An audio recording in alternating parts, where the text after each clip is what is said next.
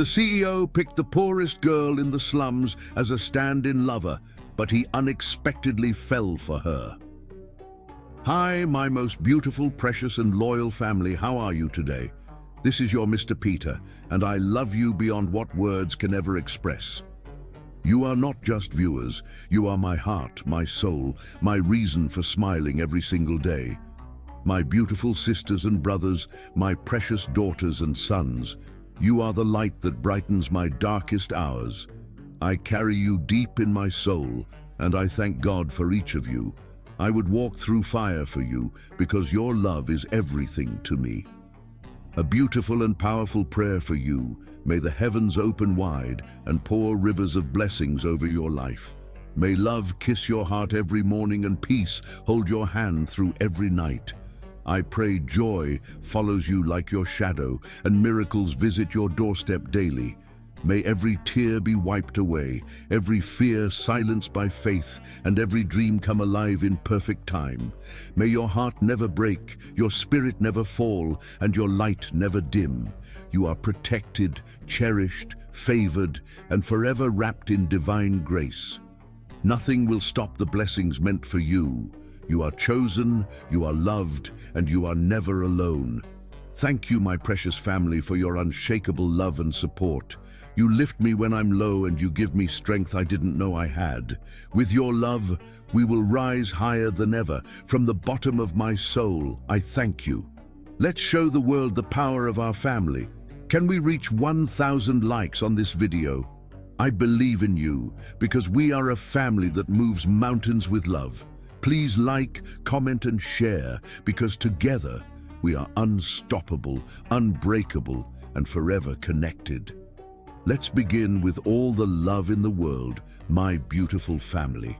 Thunder crashed overhead as rain lashed against the bulletproof windows of Jim Hanson's Maybach, the drops hitting like tiny bullets against the impenetrable fortress he surrounded himself with, both in metal and spirit.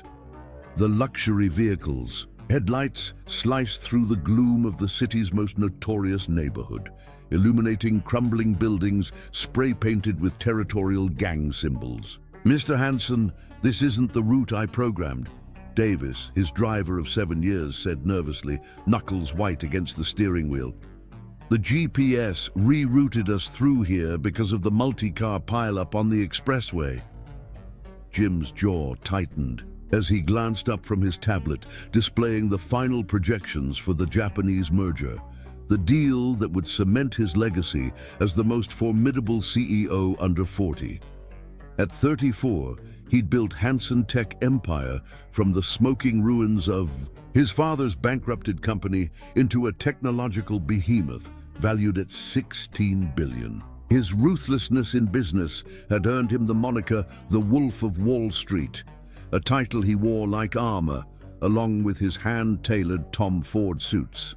Just get us through quickly, he ordered, his deep voice resonating with authority that brooked no argument. I need to be downtown in 30 minutes. Lightning split the sky in a violent flash, followed almost instantly by a deafening crack of thunder.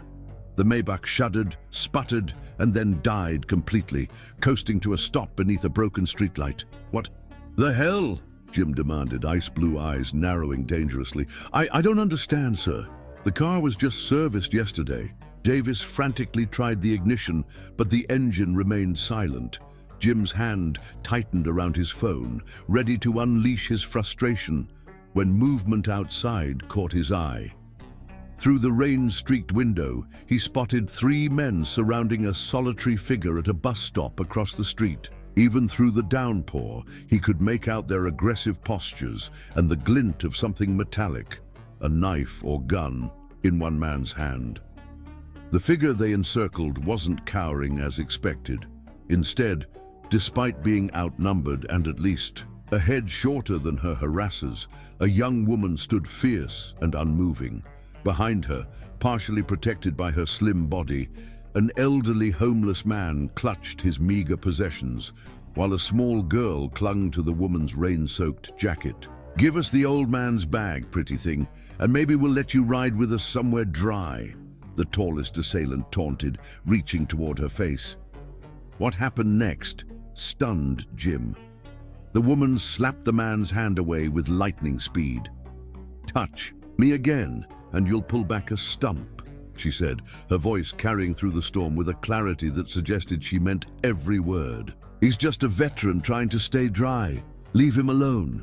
The man's face contorted with rage. "You don't talk to me like that, bitch." He lunged forward, grabbing her arm. Without conscious decision, Jim found himself shoving open the car door. "Sir!" Davis protested, but Jim was already striding through the downpour. "Is there a problem here?" he asked coldly, rain instantly plastering his $1,000 suit to his athletic frame. Up close, he towered over the would-be attackers, his presence commanding, despite being outnumbered. The shortest thug assessed Jim's expensive watch and confident stance. "This isn't your business, rich man. Keep walking if you want to stay pretty." Jim's laugh held no humor. "I haven't been worried about staying pretty since I left the foster system at 16. The lie came easily. His childhood had been privileged, but these men didn't need to know that. "Now back off." Something in his dead-eyed stare made them reconsider. With muttered curses, they retreated down the street, occasionally glancing back with promises of retribution in their eyes. "I had it handled," the woman said, her voice both musical and defiant as she turned toward him. Jim's caustic response died on his lips as he found himself staring into the most remarkable eyes he'd ever encountered. Deep brown, with flecks of ember that seemed to catch what little light existed in the storm. Rain streamed down her face, highlighting cheekbones that could cut glass and full lips pressed into a determined line. Her clothes were worn but immaculately clean. Jeans with carefully mended knees and a rain jacket that had seen better days pulled protectively around her slim figure. "I'm sure you did," he finally managed, unable to look away from those extraordinary eyes. "But I have a policy against watching 3-against-1 fights, especially when they're armed." The elderly man behind her coughed violently, the sound wet and concerning. "Mr. Gills needs to get somewhere dry," she said, genuine worry replacing defiance in her expression. "This weather is dangerous for his lungs." She turned to the child, clinging to her side. "Zoe, baby, are you okay?" The little girl nodded bravely, though her lips trembled with cold. "I'm fine, Auntie Tam." Jim became acutely aware of the rain still hammering down on the mall. Water dripped from his once perfect hair into his eyes as he glanced back at his disabled luxury car. Davis was frantically speaking into his phone, likely calling for assistance. "Your driver won't get help for at least an hour in this weather," the woman said, following his gaze. "The towing companies avoid this neighborhood after dark, even without a storm." "How did you—" "I've lived here my whole life," she cut him off. "You're not from around here, obviously. In that suit, you're a target. My place is just down the block. You can wait there until your rescue arrives." The offer seemed to pain her slightly, as though inviting him into her space went against her better judgment. Jim raised an eyebrow. Trust didn't come naturally to him, especially not from beautiful strangers in dangerous neighborhoods. But something in her directness intrigued him. She wasn't fawning or flirtatious like the women who usually circled him, drawn by his power and wealth. If anything, she seemed annoyed by his very existence. A violent gust of wind drove the rain sideways, making the little girl gasp. "Please, mister," the child said, her large eyes so similar to her aunt's peering up at him. "Mr. Gills is shaking real bad." The homeless man was indeed trembling, his weathered face pale beneath his soaked beard. Davis approached cautiously. "Sir, roadside assistance can't reach us for at least 90 minutes due to the flooding." Jim made his decision. "Fine. Lead the way, Ms. Exum." "Tamara Exum," she replied. No trace of fear in her voice, despite inviting a stranger into her home. "And you are?" "Jim Hansen." If she recognized his name, impossible not to in business circles, she showed no reaction. "Well, Mr. Hansen, follow me and stay close. Those men might return with friends." As they made their way through rain-slicked Streets, Jim found himself thinking that for the first time in years, something truly unpredictable had happened in his meticulously controlled life. And for reasons he couldn't explain, that thought didn't irritate him as much as it should have. Chapter 2. The Devil's Bargain. The Hansen Tech Empire headquarters dominated Manhattan's skyline. 68 floors of gleaming steel and glass that seemed to touch the clouds. In the penthouse boardroom, Jim Hansen stood at the floor-to-ceiling windows, hands clasped behind his back, as the morning light cast sharp shadows across his angular face. "The Akiyama Group has concerns about your personal reputation, Jim," said Harrison Wells, the silver-haired chairman of the board. Jim turned, his expression betraying nothing as he surveyed the 12 board members seated around the massive marble table. "My personal life has nothing to do with my ability to run this company," he stated coldly. "It does when we're dealing with the Japanese," Eleanor Prescott countered, adjusting her designer glasses. "The Akiyama family values tradition and stability. They view business as an extension of family. Your revolving door of models and actresses doesn't inspire confidence in your commitment to anything long-term." Jim's jaw tightened. The $5 billion merger with Akiyama Tech represented everything he'd worked toward: global dominance in the medical technology sector and final vindication against his brother, who had stolen everything from him once before. "So what exactly are you suggesting?" he asked, his voice dangerously quiet. Harrison slid a folder across the table. "Either present a stable, committed relationship during these negotiations, or we recommend Akiyama look elsewhere. You have 1 week to solve this problem." The meeting adjourned, leaving Jim alone with his thoughts. The memory of Tamara Exum had lingered in his mind far longer than it should have. After seeking shelter in her tiny apartment during the storm, he'd been grudgingly impressed by her dignity amid poverty. The space had been meticulously clean despite the peeling paint. Books lined every available surface, and the walls were covered with breathtaking paintings, all her work, as he'd learned when her niece proudly informed him. He'd only stayed an hour, but something about her fierce pride and gentle care for both the homeless veteran and her niece had stayed with him. Upon leaving, he'd tried to offer money for her hospitality. The flash of insulted pride in her eyes had been fascinating. How many people would refuse cash from a billionaire? That evening, Jim descended to the service levels of Hansen Tower in his private elevator. Raised voices from the janitorial office caught his attention. "I said no, Mark, for the 100th time." Jim recognized that voice immediately, the same musical quality with steel underneath. Peering around the corner, he saw Tamara Exum in a cleaner's uniform, her hair pulled back in a practical bun as she attempted to step around a heavy-set man blocking the doorway. "Come on, Tamara, 1 drink. I'm your supervisor. I can make your life easier," the man said, reaching for her face. "Or harder." Jim's hands curled into fists. He hadn't realized she worked in his building. "Touch me, and you'll pull back a stump," Tamara said, the exact phrase she'd used with the thugs in her neighborhood. "Now move. I have floors to clean before my shift ends." "You know what? Don't bother. You're fired. Clean out your locker." Jim started forward, then stopped himself. Revealing his presence would only complicate things for her. She clearly wasn't the type to welcome a white knight, and being recognized by the CEO would raise questions about how they knew each other. Only when she passed did he step into the supervisor's office. "Mark Henley, isn't it?" Jim said quietly. The man nearly jumped out of his skin. "Mr. Hansen, sir, how can I help you?"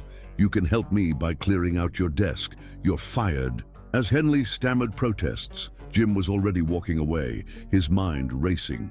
Seeing Tamara again had cemented his plan. He needed someone for a convincing relationship charade, someone intelligent enough to hold conversations with Japanese executives, dignified enough to impress old money societies, yet desperate enough to agree to his terms without emotional complications. Someone exactly like Tamara Exum. 3 days later, Tamara stumbled up the crumbling concrete steps to her apartment, building exhaustion weighing her down after a double shift at the hospital cafeteria. Losing the cleaning job at Hanson Tower had been devastating to her carefully balanced budget. Inside her dingy one-bedroom apartment, Zoe was curled up on their fold-out sofa bed, fast asleep with a book still clutched in her hands. Mrs. Winters from down the hall sat beside her knitting. "She's got a bit of a fever," the elderly woman whispered. "Her breathing sounded rough earlier." Tamara's chest tightened. "Thank you for watching her, Mrs. Winters." When the door closed, Tamara sank onto the edge of the bed, clutching an unopened envelope from the housing authority. She brushed Zoe's forehead with her lips, confirming the fever. "Auntie?" Zoe murmured, opening her eyes. "You're home." "I'm home, little star. How are you feeling?" "My chest hurts," Zoe admitted, "but I finished my book." Tamara reached for the inhaler on the nightstand, helping Zoe take a puff. "This should help." She finally opened the envelope while Zoe dozed off again. 2 notices. Fell out. An eviction warning for late rent, and worse, a letter from Child Protective Services requesting a home inspection following an anonymous report about unsuitable living conditions. Tamara's hands began to shake. If CPS decided their apartment was inadequate, they could take Zoe away. A knock at the door startled her. It was past 11. No one in this neighborhood made social calls this late.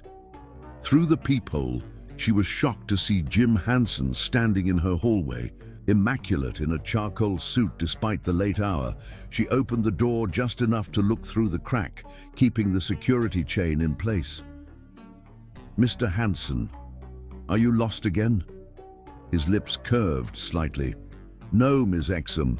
This time I'm exactly where I intend to be. How did you find me? I make it my business to find things. May I come in? I have a proposition for you." "A proposition? At 11:30 at night?" "A business proposition," he clarified.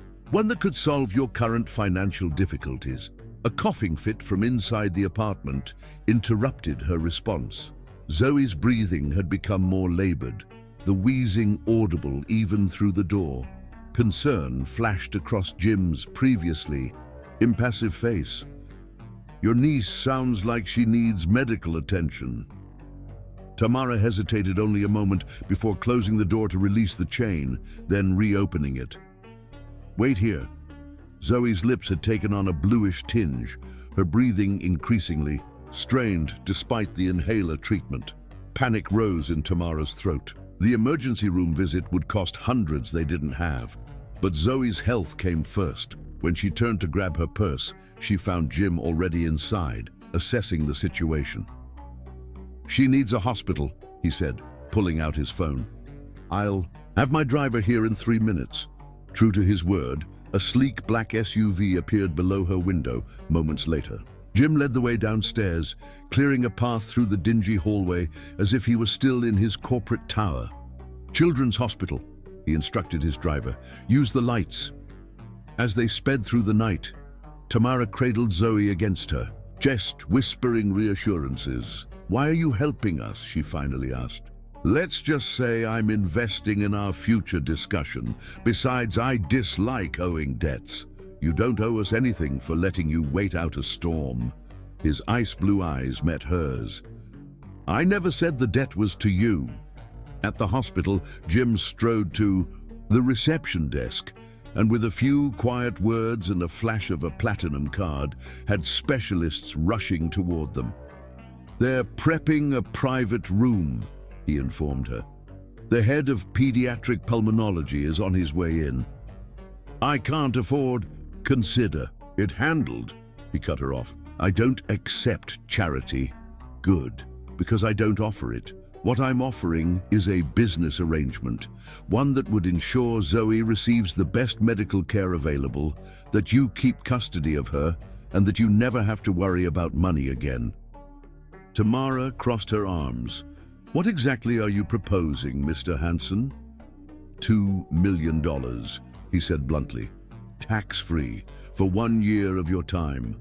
Her eyes widened. Excuse me? I need someone to pose as my committed girlfriend for a business deal. Someone intelligent, dignified, and without existing social connections that might complicate things. His eyes swept over her, not lecherously, but with clinical assessment. You need money and stability for your niece. I'm offering both. You want to buy me? Her voice was incredulous. I want to hire you for a specific role. Nothing illegal, nothing explicit, public appearances, business dinners, cultural events. Playing the part of a woman who has somehow captured the interest of New York's most notorious bachelor. A nurse appeared, gesturing for Tamara to follow her to Zoe's room. Why me? You could hire an actress or model. Jim's expression remained impassive, because you're the only woman I've met who looked at me like I was nothing special. That kind of authenticity can't be faked, and it's exactly what I need to convince the people I'm trying to impress. He handed her a business card with a handwritten number on the back. That's my private line. Call me when Zoe is stable and you're ready to discuss terms. As Tamara walked away, Jim watched her retreating figure. For the first time in years, he felt a flicker of uncertainty. He needed this arrangement to work. His company's future depended on it. What he hadn't anticipated was the unsettling awareness that for reasons he couldn't fully explain, he needed Tamara Exum to say yes in a way that had nothing to do with business at all. Chapter 3. Worlds Collide. Tamara stood frozen in the entryway of Jim Hansen's penthouse, Zoe's small hand clutched tightly in hers. The morning sunlight streamed through floor-to-ceiling windows, illuminating a space larger than her entire apartment building. Sleek furniture in shades of gray and black created a landscape of sharp angles and chrome accents. No personal photographs adorned the walls, only expensive abstract art that conveyed nothing of their owner's personality. It looks like a museum, Zoe whispered. Are we allowed to touch stuff? Tamara squeezed her niece's hand. I'm not sure, little star. 5 days had passed since that night at the hospital. 5 days since Jim Hansen had made his outrageous proposition. Tamara had initially dismissed it as the entitled fantasy of a billionaire who thought everything had a price tag. But then, reality had set in. The eviction notice, the CPS investigation, Zoe's medical bills, and the specialist's recommendation that Zoe needed consistent care for her severe asthma. The devil's bargain had started to look like her only option. Ms. Exum. The cool voice came from behind them. Tamara turned to find Jim watching them from the doorway, his tall frame impeccably dressed in a tailored navy suit, despite it being Saturday. Mr. Hansen, she acknowledged, lifting her chin. His gaze shifted to Zoe, softening fractionally. How are you feeling, Miss Zoe? The little girl straightened her shoulders, mimicking her aunt's posture. Better, thank you. The doctor said my lungs sound clearer. A ghost of a smile touched Jim's lips before vanishing. Good, he gestured to a silent woman who had materialized beside him. This is Mrs. Chen, my housekeeper. She'll show you to the guest wing. Guest wing, Tamara echoed. The east side of the penthouse. It has its own living area, 2 bedrooms, and a study. I thought you and Zoe might prefer the privacy. Tamara blinked, surprised by his consideration. Thank you, that's thoughtful. It's practical, he corrected, as if kindness were a weakness he couldn't admit to. Mrs. Chen, please get them settled. I have calls to make. The guest wing proved to be larger than any apartment Tamara had ever lived in. Zoe gasped with delight at her bedroom, a space designed with a child in mind, complete with a window seat overlooking Central Park, bookshelves filled with classics, and a canopy bed. "Did Mr. Hanson do this for me?" Zoe asked, running her fingers over the spines of brand new books. Mrs. Chen's expression remained neutral. "Mr. Hanson instructed the designer to create an appropriate space for a 7-year-old girl who enjoys reading. The books were delivered yesterday." Tamara felt a confusing twist in her chest. The man who had coldly offered to buy her companionship had also taken the time to prepare a perfect sanctuary for her niece. "Your room is through here, Miss Exum," Mrs. Chen continued, opening double doors to reveal a sophisticated bedroom in shades of deep emerald and cream. "Mr. Hanson has arranged for a styling team to arrive at 1 o'clock to begin your transformation." "My... what?" Tamara's head snapped up. "Your transformation, hair, makeup, wardrobe consultations. Mr. Hanson left instructions that you are to be made presentable for tonight's charity gala." Tamara's momentary gratitude evaporated. Of course he did. Heaven forbid I embarrass the great Jim Hanson with my discount store clothes. Mrs. Chen's expression didn't change, but something like sympathy flickered in her eyes. "I will return at 12:30 to collect Miss Zoe for lunch. You may wish to rest before the stylists arrive. They can be intense." The stylists were worse than intense. They were brutal. By 2 o'clock, Tamara sat rigidly in a chair in the penthouse's enormous dressing room, surrounded by 3 fashion industry professionals who spoke about her as if she weren't present. "The bone structure is actually quite remarkable," said Maurice, the rail-thin stylist with a shock of white hair. "But darling, those eyebrows need serious intervention." "And the hair," sighed Vivian, tugging at Tamara's natural curls. "So damaged from those box dyes. We'll need to completely restructure it." "The bigger issue is the wardrobe," declared Sergio, holding up her best dress, a simple black sheath she'd worn to her sister's funeral, between 2 fingers as if it might contaminate him. "This is, well, there are no words." Tamara's cheeks burned with humiliation. "These clothes came from Target and J.C. Penney clearance racks. Some of us shop where we can afford to shop, not where we'd prefer." An uncomfortable silence fell over the room. "Well," Maurice finally said with a forced smile, "that's all in the past now, isn't it?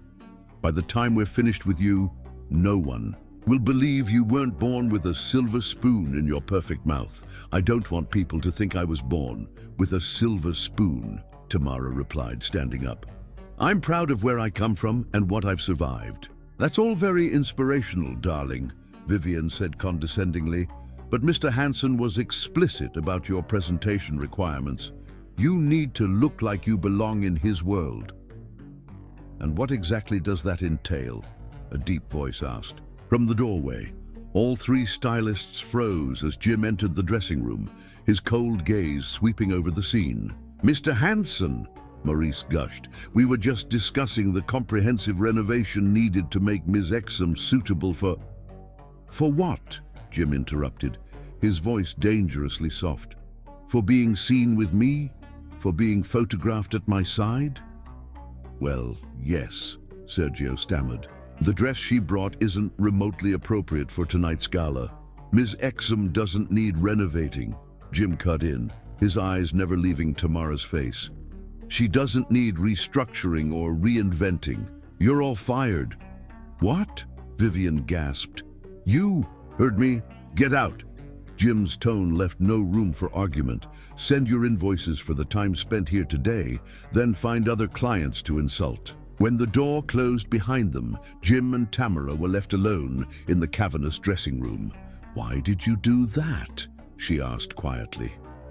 Jim walked to the rack where her dress hung, running the fabric between his fingers. "Because they're idiots. You don't need changing. The clothes adapt to you, not the reverse." Tamara blinked in surprise. It was perhaps the first genuinely nice thing he'd said to her. "I thought you wanted me to look like I belong in your world," she said, echoing Vivian's words. His eyes met hers, unexpectedly intense. "My world is full of people who spend fortunes trying to look interesting. You're interesting without trying." He cleared his throat, as if realizing he'd revealed too much. "Besides, authenticity is what I'm paying for.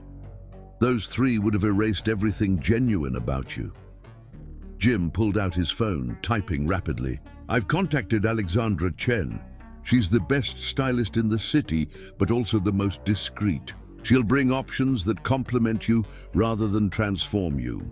In the meantime, I'd like you to join me for tea." "Tea?" Tamara repeated, feeling off balance from the rapid shift in his demeanor. "Yes, tea. A beverage, often served with small sandwiches." The corner of his mouth lifted slightly. "We have a contract, but we're virtual strangers. If we're going to convince people we're in a relationship, we should at least know the basics about each other." 30 minutes later, Tamara sat across from Jim in his private study, a delicate china teacup balanced in her hands. The room was different from the rest of the penthouse, warmer somehow, with walls lined with books and leather chairs that showed signs of actual use. "Your niece is with Mrs. Chen in the kitchen making cookies," Jim informed her. "She appears to be adapting well." "Zoe adapts to everything," Tamara said with a small smile. "She's had to." Jim studied her over the rim of his cup. "Tell me about her parents." Tamara tensed, then reminded herself that this was part of the arrangement, sharing personal information to make their charade convincing. "My sister Aliyah was brilliant. Full scholarship to NYU, studying neuroscience. She got pregnant with Zoe during her final year." Tamara swallowed hard. "Brain aneurysm when Zoe was 4. I was in art school then. I dropped out to take care of Zoe. And your parents? Car accident when I was 16, Aliyah was 18. We bounced around foster care until she aged out and could take me in. So you've been taking care of others your whole life," Jim observed. Tamara shrugged. "That's what family does."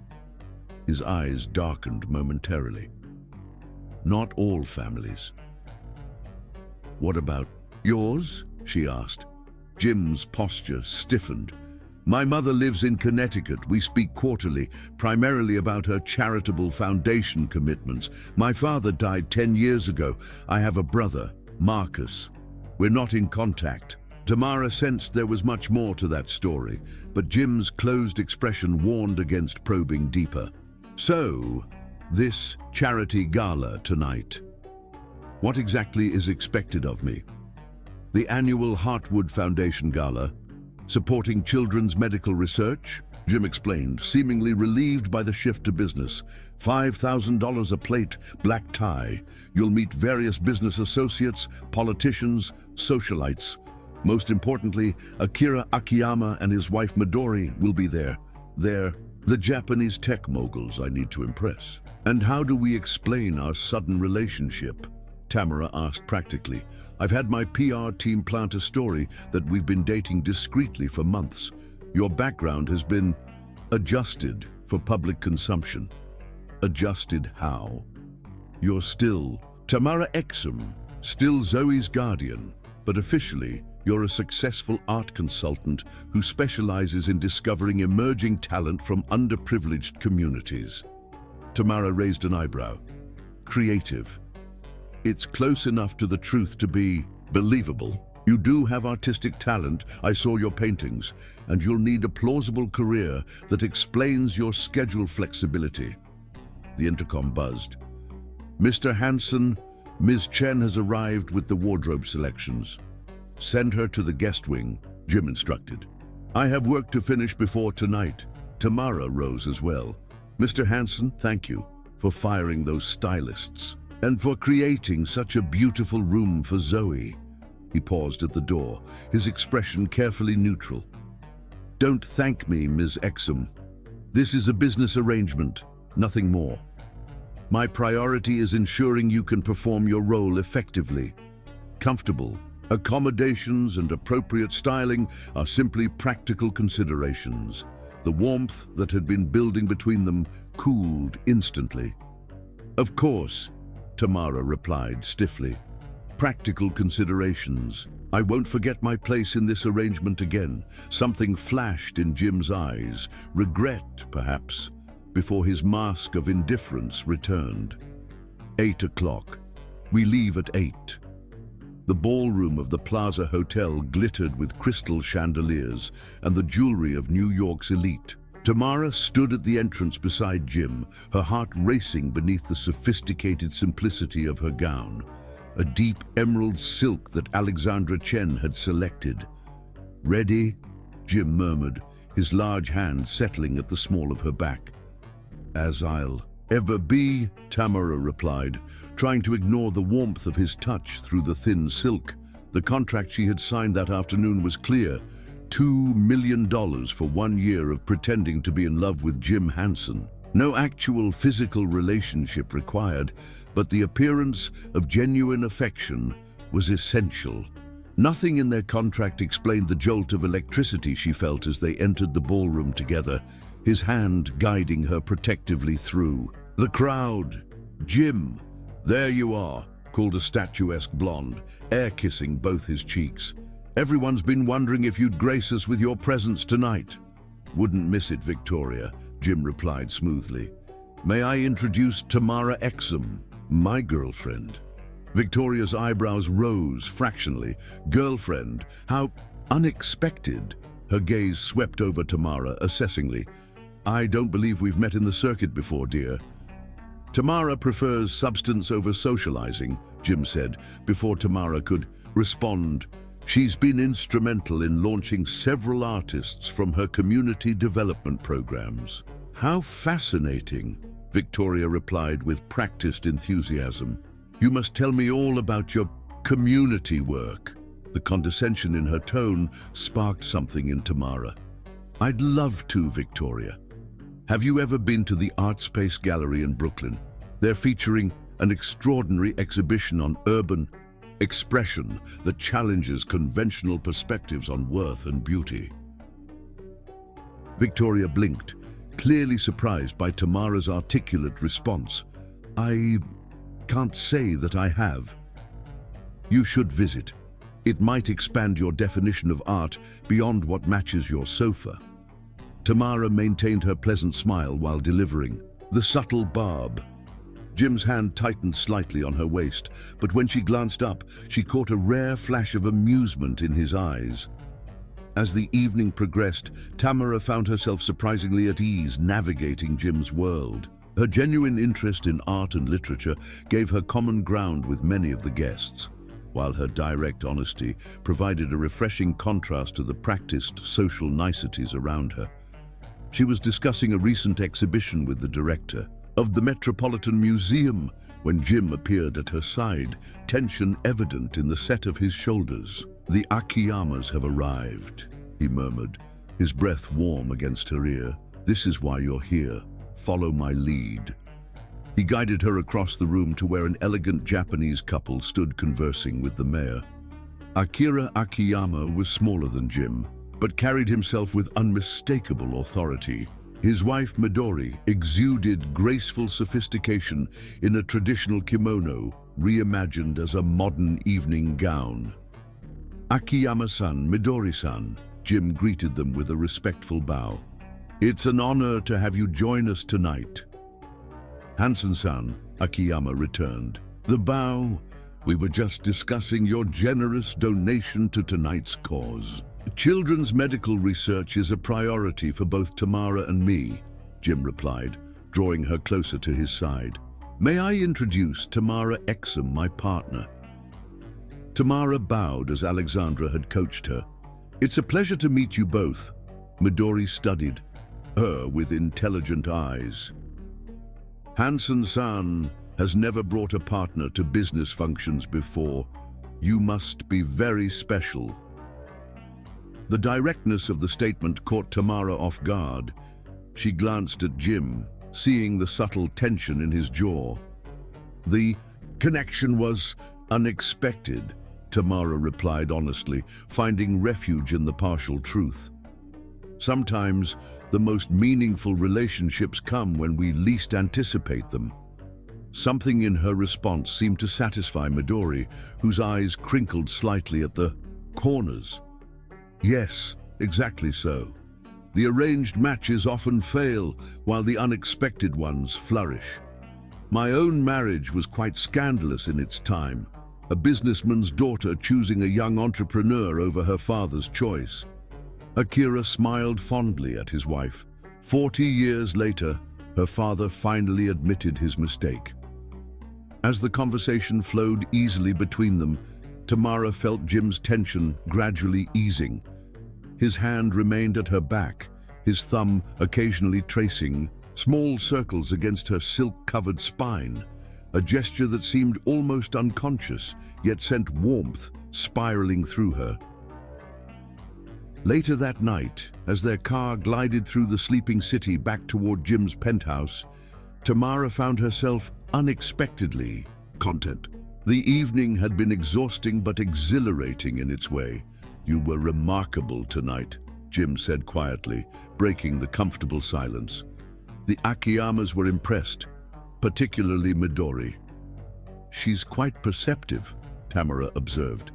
"Very, which makes your performance all the more valuable."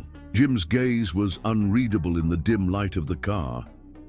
"You've more than earned your first installment." The reminder of their arrangement, of the cold financial transaction at the heart of their evening, stung more than Tamara had expected. For a few hours, amid the glittering lights and flowing champagne, she had almost forgotten this wasn't real. "Thank you," she replied formally. "I'm glad the investment is paying off." Something like regret flashed across Jim's face before his usual mask returned. "Get some rest. Tomorrow we have brunch with the mayor and his wife.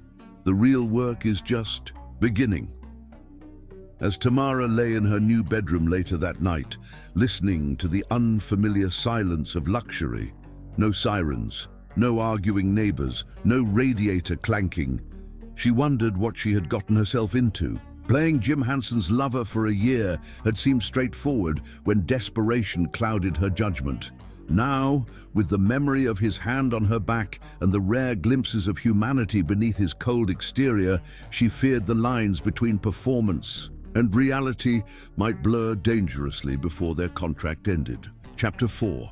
Behind Closed Doors. The charity gala had been a stunning success. As Jim's elevator ascended to his penthouse, Tamara leaned against the mirrored wall, exhaustion finally claiming her now that they were alone. Her feet ached from hours in the designer heels Alexandra had insisted matched her emerald gown perfectly. "You were remarkable tonight," Jim said quietly, loosening his bow tie. Tamara glanced at him, surprised by the genuine admiration in his voice. The Akiyamas seemed impressed. They were, particularly Midori. Jim's eyes met hers in the mirrored wall. "She told me you have an old soul with honest eyes." High praise from a woman who believes most Americans are superficial. The elevator doors slid open to the darkened penthouse. Mrs. Chen had left a single lamp burning in the vast living room, its soft glow barely penetrating the shadows. "Zoe will be asleep," Tamara murmured, slipping off her heels with a sigh of relief. "I had Mrs. Chen move her to your room when she fell asleep," Jim informed her, shrugging out of his tuxedo jacket. "She had a nightmare earlier." Concern instantly replaced Tamara's fatigue. "Is she okay? Why didn't you call me?" "Mrs. Chen handled it, and I didn't want to pull you away from the Akiyamas." He walked to the bar and poured himself 2 fingers of scotch. "Would you like a drink?" "No, thank you. I should check on Zoe." Jim nodded, taking a slow sip of his scotch. The amber liquid caught the low light as he swirled it, his expression distant. "You know, I've attended that gala for 7 consecutive years, and tonight was the first time it didn't feel like an obligation." Tamara paused, something in his tone making her linger despite her concern for Zoe. "Why is that?" "Because you made it real." He met her gaze directly. "When you spoke about those children's art programs, you weren't networking or posturing. You genuinely cared." "Of course I care. Art saved me after my parents died," Tamara replied, sitting on the arm of a nearby chair. "Creative expression gives children control in a world where they often have none." Jim studied her over the rim of his glass. "Most people in that room donate to causes because it's expected, not because they believe in them. Then why do you donate?" "Practical business considerations. Philanthropic reputation is currency in certain circles." He finished his scotch in one swallow. "At least, that's why I started." "And now?" A shadow crossed his face. "Now I'm not sure anymore." The vulnerability in his admission stirred something in Tamara. This glimpse of uncertainty seemed far more genuine than the confident CEO persona he presented to the world. As if sensing he'd revealed too much, Jim poured another drink, his movements more abrupt. "You should get some rest. Tomorrow the real work begins. The Akiyamas have invited us to a traditional tea ceremony, followed by dinner with their daughter." Tamara stood, recognizing his retreat behind business formalities. "Good night, then." She had nearly reached the hall leading to the guest wing when his voice stopped her. "Tamara." She turned. Jim stood framed against the city lights, his powerful silhouette softened by the shadows. "Thank you," he said simply, "for tonight." Something in his tone, a roughness that hadn't been there before, made her heart skip. "I was just fulfilling our contract." "No!" He shook his head slowly. "What you did tonight went beyond our agreement. You didn't just play a part. You made people believe in us." With that, he turned away, effectively dismissing her. 3 hours later, Tamara jerked awake to the sound of breaking glass. Beside her, Zoe slept peacefully, undisturbed by the noise. Tamara slipped from the bed, pulling on a silk robe Alexandra had included in her new wardrobe. Following the sound, she padded, barefoot down the darkened hallway toward Jim's wing of the penthouse, an area she hadn't yet explored. A sliver of light spilled from beneath a partially open door. "Damn it," she heard Jim mutter, followed by another crash. Concern overrode her hesitation. She pushed the door open to find Jim in what appeared to be a home office, surrounded by broken glass. A framed photograph lay shattered on the floor beside an upended chair.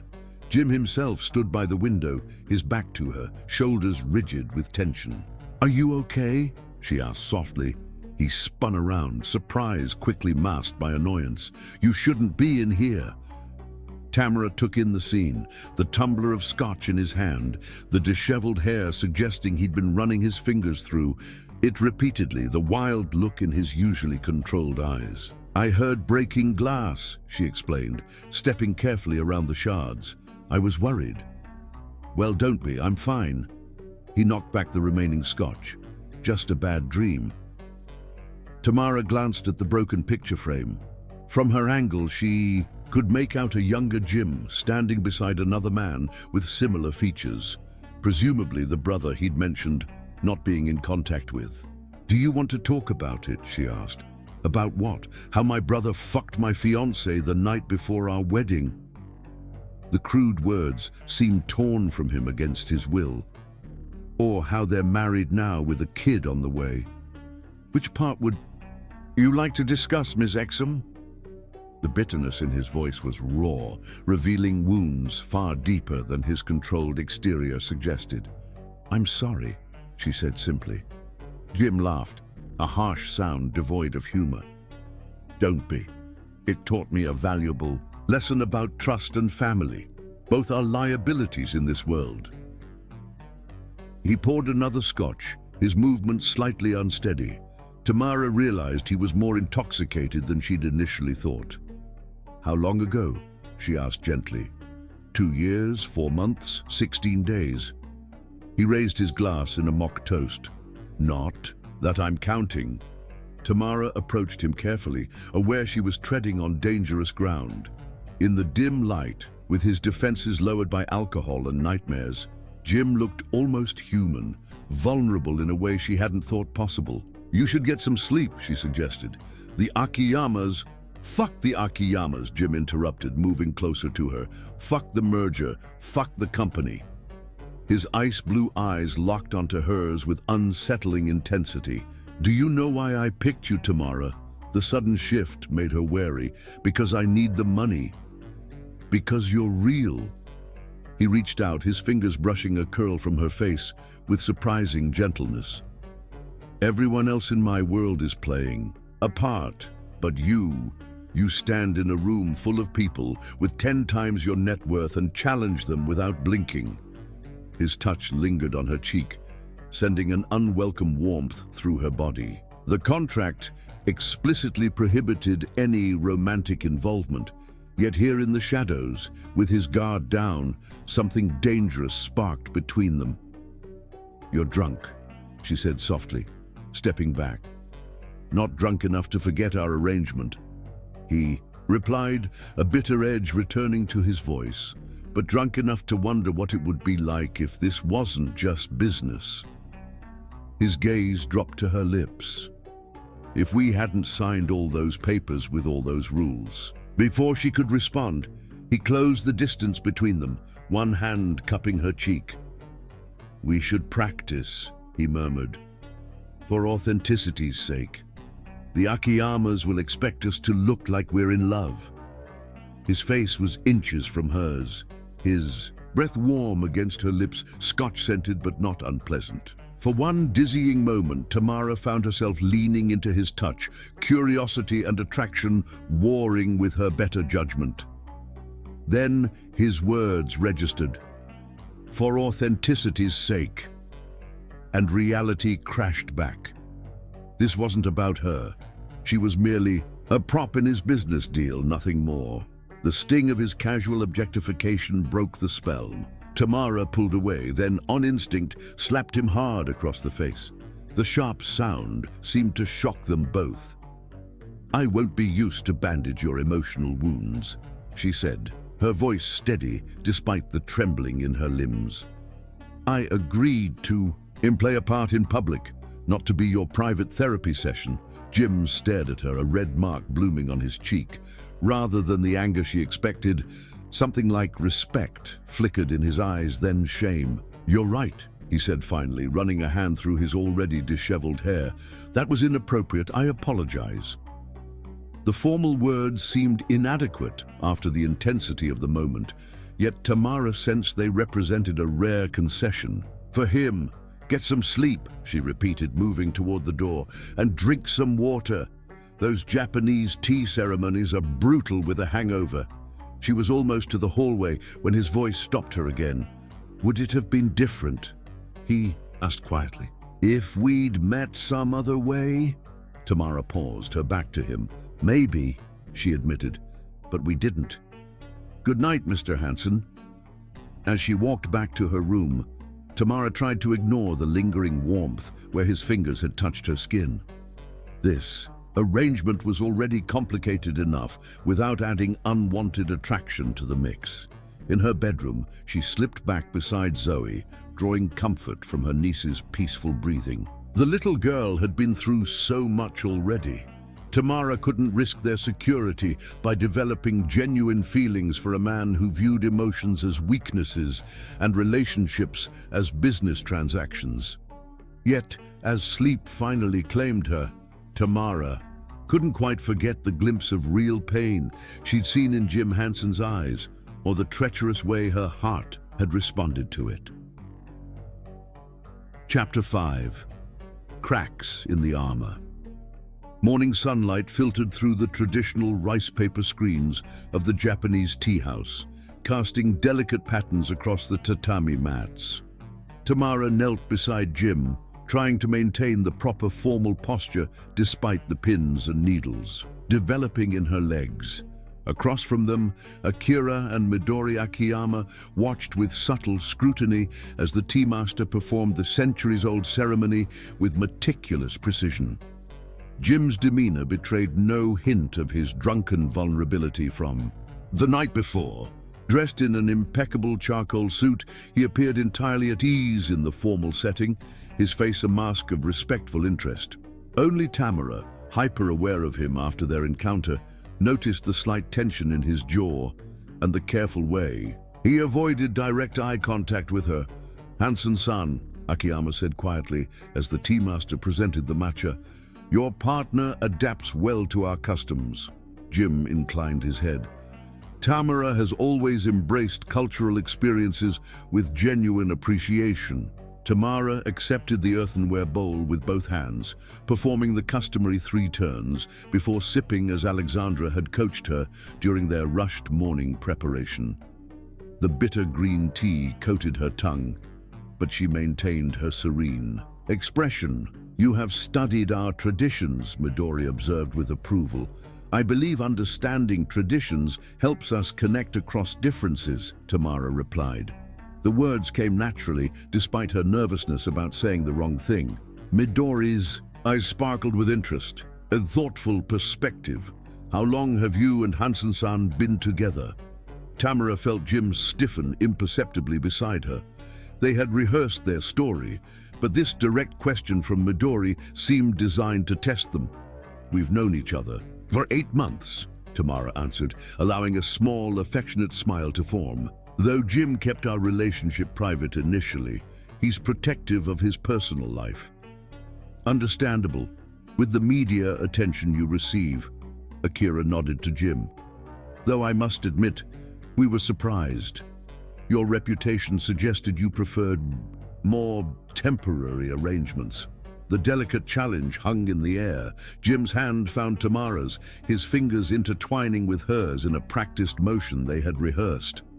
"I valued my independence until I met someone worth changing for," Jim replied smoothly. The practiced line sounded almost sincere as his thumb brushed over her knuckles. Midori studied their joined hands, then Tamara's face. "And what drew you to Hansen-san, Tamara-san, beyond the obvious advantages of his position?" The question pierced through the polite facade, revealing Midori's true concern. Was Tamara just another gold digger, attaching herself to one of the world's most eligible bachelors? Instead of reciting their prepared answer, Tamara found herself responding honestly. "His contradiction," she said softly. "The world sees only his success and strength. I noticed how he stops to help when no one is watching." She thought of how he'd intervened with the thugs in her neighborhood, fired the stylists who had belittled her, ensured Zoe had a room filled with books. Small moments that revealed glimpses of a better man than he pretended to be. Jim's hand tightened around hers, genuine surprise flashing in his eyes before he masked it. Something in her response seemed to satisfy Midori, who nodded and returned to the ceremony. As they completed the ritual, Tamara caught the woman exchanging a meaningful glance with her husband. Whatever test they'd administered, she sensed they had passed, at least for now. "That was unexpected," Jim said, as they rode the elevator to the hotel suite where they would change for dinner with the Akiyamas and their daughter. "What was?" Tamara asked, though she knew exactly what he meant. "Your answer to Midori, about why you're with me." He studied her profile. "It wasn't what we rehearsed." Tamara shrugged, keeping her eyes on the ascending floor numbers. "It seemed more authentic. Isn't authenticity what you're paying for?" Jim flinched slightly at the reminder of their arrangement. "Yes, but—" "Mr. Hansen," she interrupted, finally turning to face him. "About last night. It won't happen again." He cut in, his expression closing off. "I was intoxicated and inappropriate. It has no bearing on our agreement." The elevator doors opened before she could respond, revealing an ornate hotel corridor. In the suite, an awkward silence fell between them as they separated to prepare for dinner. Tamara changed into the elegant navy dress Alexandra had selected, trying not to dwell on the confusion swirling inside her. Last night, she'd seen beneath Jim's carefully constructed facade to the wounded man beneath. Today, his walls were firmly back in place, higher and thicker than before. When she emerged from the bedroom, she found Jim on the phone, his back to her, as he gazed out the window at the Manhattan skyline. "Make it happen," he was saying, his business voice cold and commanding. "I don't care what it costs, just get it done before I return." He ended the call, turning to find her watching him. For a moment, he seemed frozen, his eyes taking in her appearance with an intensity that made her skin warm. "You look," he began, then cleared his throat. "The dress suits you." "Thank you." She approached cautiously. "Is everything okay?" That sounded serious. "Just business." He slipped his phone into his pocket. "The Taiwanese semiconductor supplier is trying to renegotiate terms. Nothing for you to worry about." The dismissive tone stung more than it should have. "Right, I'm just the arm candy, not a business partner." Jim frowned. "That's not—" A knock at the door interrupted them. Jim opened it to reveal a hotel manager with an urgent expression. "Mr. Hansen, I apologize for the intrusion, but there's a situation with a child downstairs asking for Ms. Exum. She says her name is Zoe." Tamara's heart lurched. "Zoe? She's supposed to be with Mrs. Chen at the penthouse." They rushed downstairs to find Zoe in the hotel lobby, her small face tear-streaked as she clutched Mrs. Chen's hand. The normally composed housekeeper looked distressed. "Zoe had a severe asthma attack," Mrs. Chen explained hurriedly. "I tried calling, but neither of you answered. The doctor said she needs her new medication adjusted, so I brought her directly." Tamara knelt before her niece, checking her breathing. "Are you okay, little star?" Zoe nodded bravely, though her breathing still sounded labored. "I got scared," she admitted in a small voice. "The doctor said I should be with you." Jim stepped forward, surprising them all by crouching down to Zoe's level. "The doctor is right," he said, his voice gentler than Tamara had ever heard it. "Your aunt should be with you." He glanced at his watch, then up at Tamara. "The Akiyamas are expecting us in 20 minutes. "I'll cancel," Tamara said immediately. "Zoe needs me." "No," Jim shook his head. "This dinner is crucial. The Akiyama's daughter will be there. They're testing how we interact as a couple with family present." He paused, his expression conflicted, then made a decision. "Mrs. Chen, please take Zoe upstairs to our suite. We'll order room service for her. I'll attend dinner alone and explain that Ms. Exum is caring for her ill niece." Tamara blinked in surprise. "Won't that hurt the negotiations?" "Possibly," he admitted, "but in Japanese culture, family obligations are respected above all. They'll understand." The concern in his voice seemed genuine, making her wonder yet again about the man beneath the CEO exterior. "I can go," Zoe said suddenly, straightening her small shoulders. "I feel better now, and Mrs. Chen can stay with me at your table." She looked up at Jim. "I won't embarrass you, I promise. I know all the right forks to use." Jim studied the child, something softening in his gaze. "I have no doubt you do, Zoe, but your health comes first." "What if we compromise?" Tamara suggested, touched by both Zoe's bravery and Jim's unexpected consideration. "We attend, explain the situation, stay for appetizers to be polite, then excuse ourselves to care for Zoe?"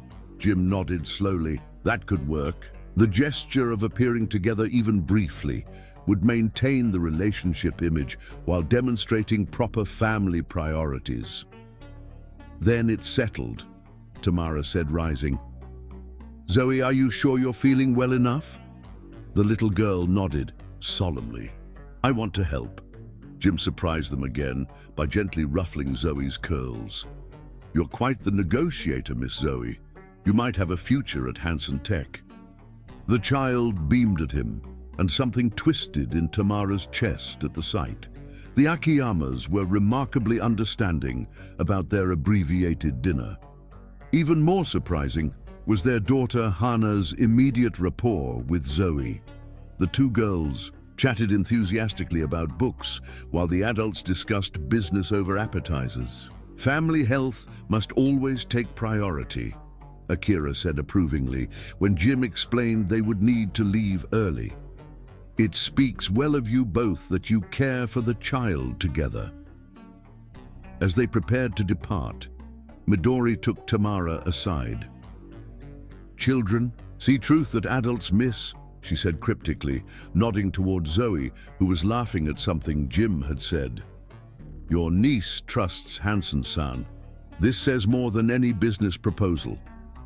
Back in the hotel suite, Zoe's breathing grew labored. Again, despite her medication, Tamara administered her inhaler, worry creasing her brow as the treatment seemed less effective than usual. Should we take her to the hospital? She asked Jim, who was on the phone arranging for a doctor to come to the suite. The concierge is sending up the hotel's on-call physician, he replied, loosening his tie. He should be here in 10 minutes. While they waited, Zoe's condition worsened. Her lips took on a bluish tinge that sent terror through Tamara's veins. She can't wait 10 minutes, she said urgently. Without hesitation, Jim scooped Zoe into his arms. There's a private clinic 3 blocks away. My car is downstairs. They rushed through the hotel, Jim carrying Zoe, while Tamara followed with the medical bag. In the car, Tamara held her niece, whispering reassurances as Jim directed his driver to speed through traffic. You'll be okay, little star, she murmured, fighting her own panic. Just keep breathing for me. Zoe gripped her hand weakly. I'm sorry, Auntie, she wheezed. I ruined your important dinner. You didn't ruin anything, Jim said firmly from beside them. The Akiyamas were impressed by you, especially Hana. Even through her fear, Tamara noted how naturally Jim comforted the child with none of his usual emotional distance. At the clinic, Jim's name opened doors immediately. Zoe was whisked into a treatment room, leaving them in an empty waiting area. Tamara paced anxiously, unable to stay still. She'll be fine, Jim said, though tension lined his face. This clinic has the best pulmonologists in the city. How can you know that? Tamara demanded, fear making her voice sharp. Because I researched every medical facility in Manhattan the night we signed our contract, he admitted quietly. Zoe's medical history indicated recurring asthma episodes. I wanted to be prepared. Tamara stopped pacing, stunned by this revelation. You researched Zoe's medical needs before we even moved in? Jim looked uncomfortable with her surprise. It was practical planning. Having a child with chronic health issues under my roof required due diligence. Before she could respond, a doctor emerged from the treatment room. Ms. Exum, Zoe is stabilized. We've adjusted her medication and would like to keep her overnight. For observation, relief weakened Tamara's knees. Can I see her? Of course, she's asking for both of you, actually. They found Zoe in a private room that looked more like a hotel suite than a hospital ward, breathing easier with an oxygen cannula in her nose. Her small face brightened when she saw them. The doctor says I have to stay here tonight, she informed them solemnly. Just for one night, Tamara assured her, smoothing her curls. I'll stay right here with you. Both of you? Zoe asked, looking between them. Tamara glanced at Jim, expecting him to make excuses to leave. To her surprise, he nodded. Both of us, he confirmed, pulling a chair closer to the bed. I have nowhere more important to be. While Zoe dozed, lulled by medication, Tamara and Jim sat on opposite sides of her bed in companionable silence. Outside the window, the city lights glittered against the night sky. Thank you, Tamara said softly, for everything tonight. Jim shook his head. No need to thank me. There is, she insisted. You put Zoe first, even knowing it might jeopardize your deal. He was quiet for a long moment. Children should be protected, he finally said, his voice low. They shouldn't suffer for adults' decisions. Something in his tone suggested personal experience. making Tamara wonder again about his fractured family relationships. "You're good with her," she observed. "Have you been around children much?" "No," his answer was blunt. "My circle doesn't include many families." "You could have fooled me. Zoe already adores you." Jim looked genuinely startled by this information. "She doesn't know me." "Children have good instincts," Tamara said, echoing Midori's earlier comment. "They see past pretenses." His gaze dropped to Zoe's peaceful face. Then she sees something even I don't recognize. The vulnerability in his admission created another crack in the armor he maintained so carefully.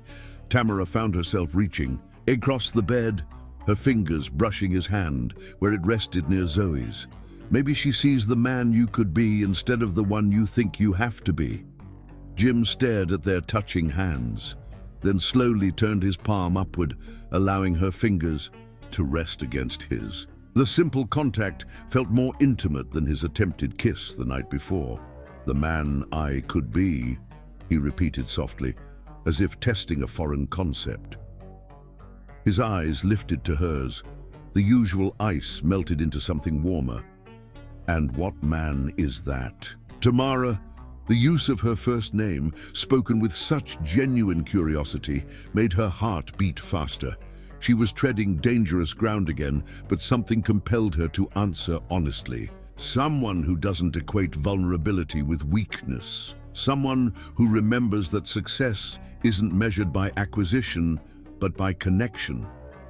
For a heartbeat, something raw and unguarded flashed across his face. Then his phone buzzed, shattering the moment. Jim withdrew his hand to check the message, his expression instantly reverting to CEO mode. "The Akiyamas," he explained, standing abruptly. "They're concerned about Zoe. I should update them."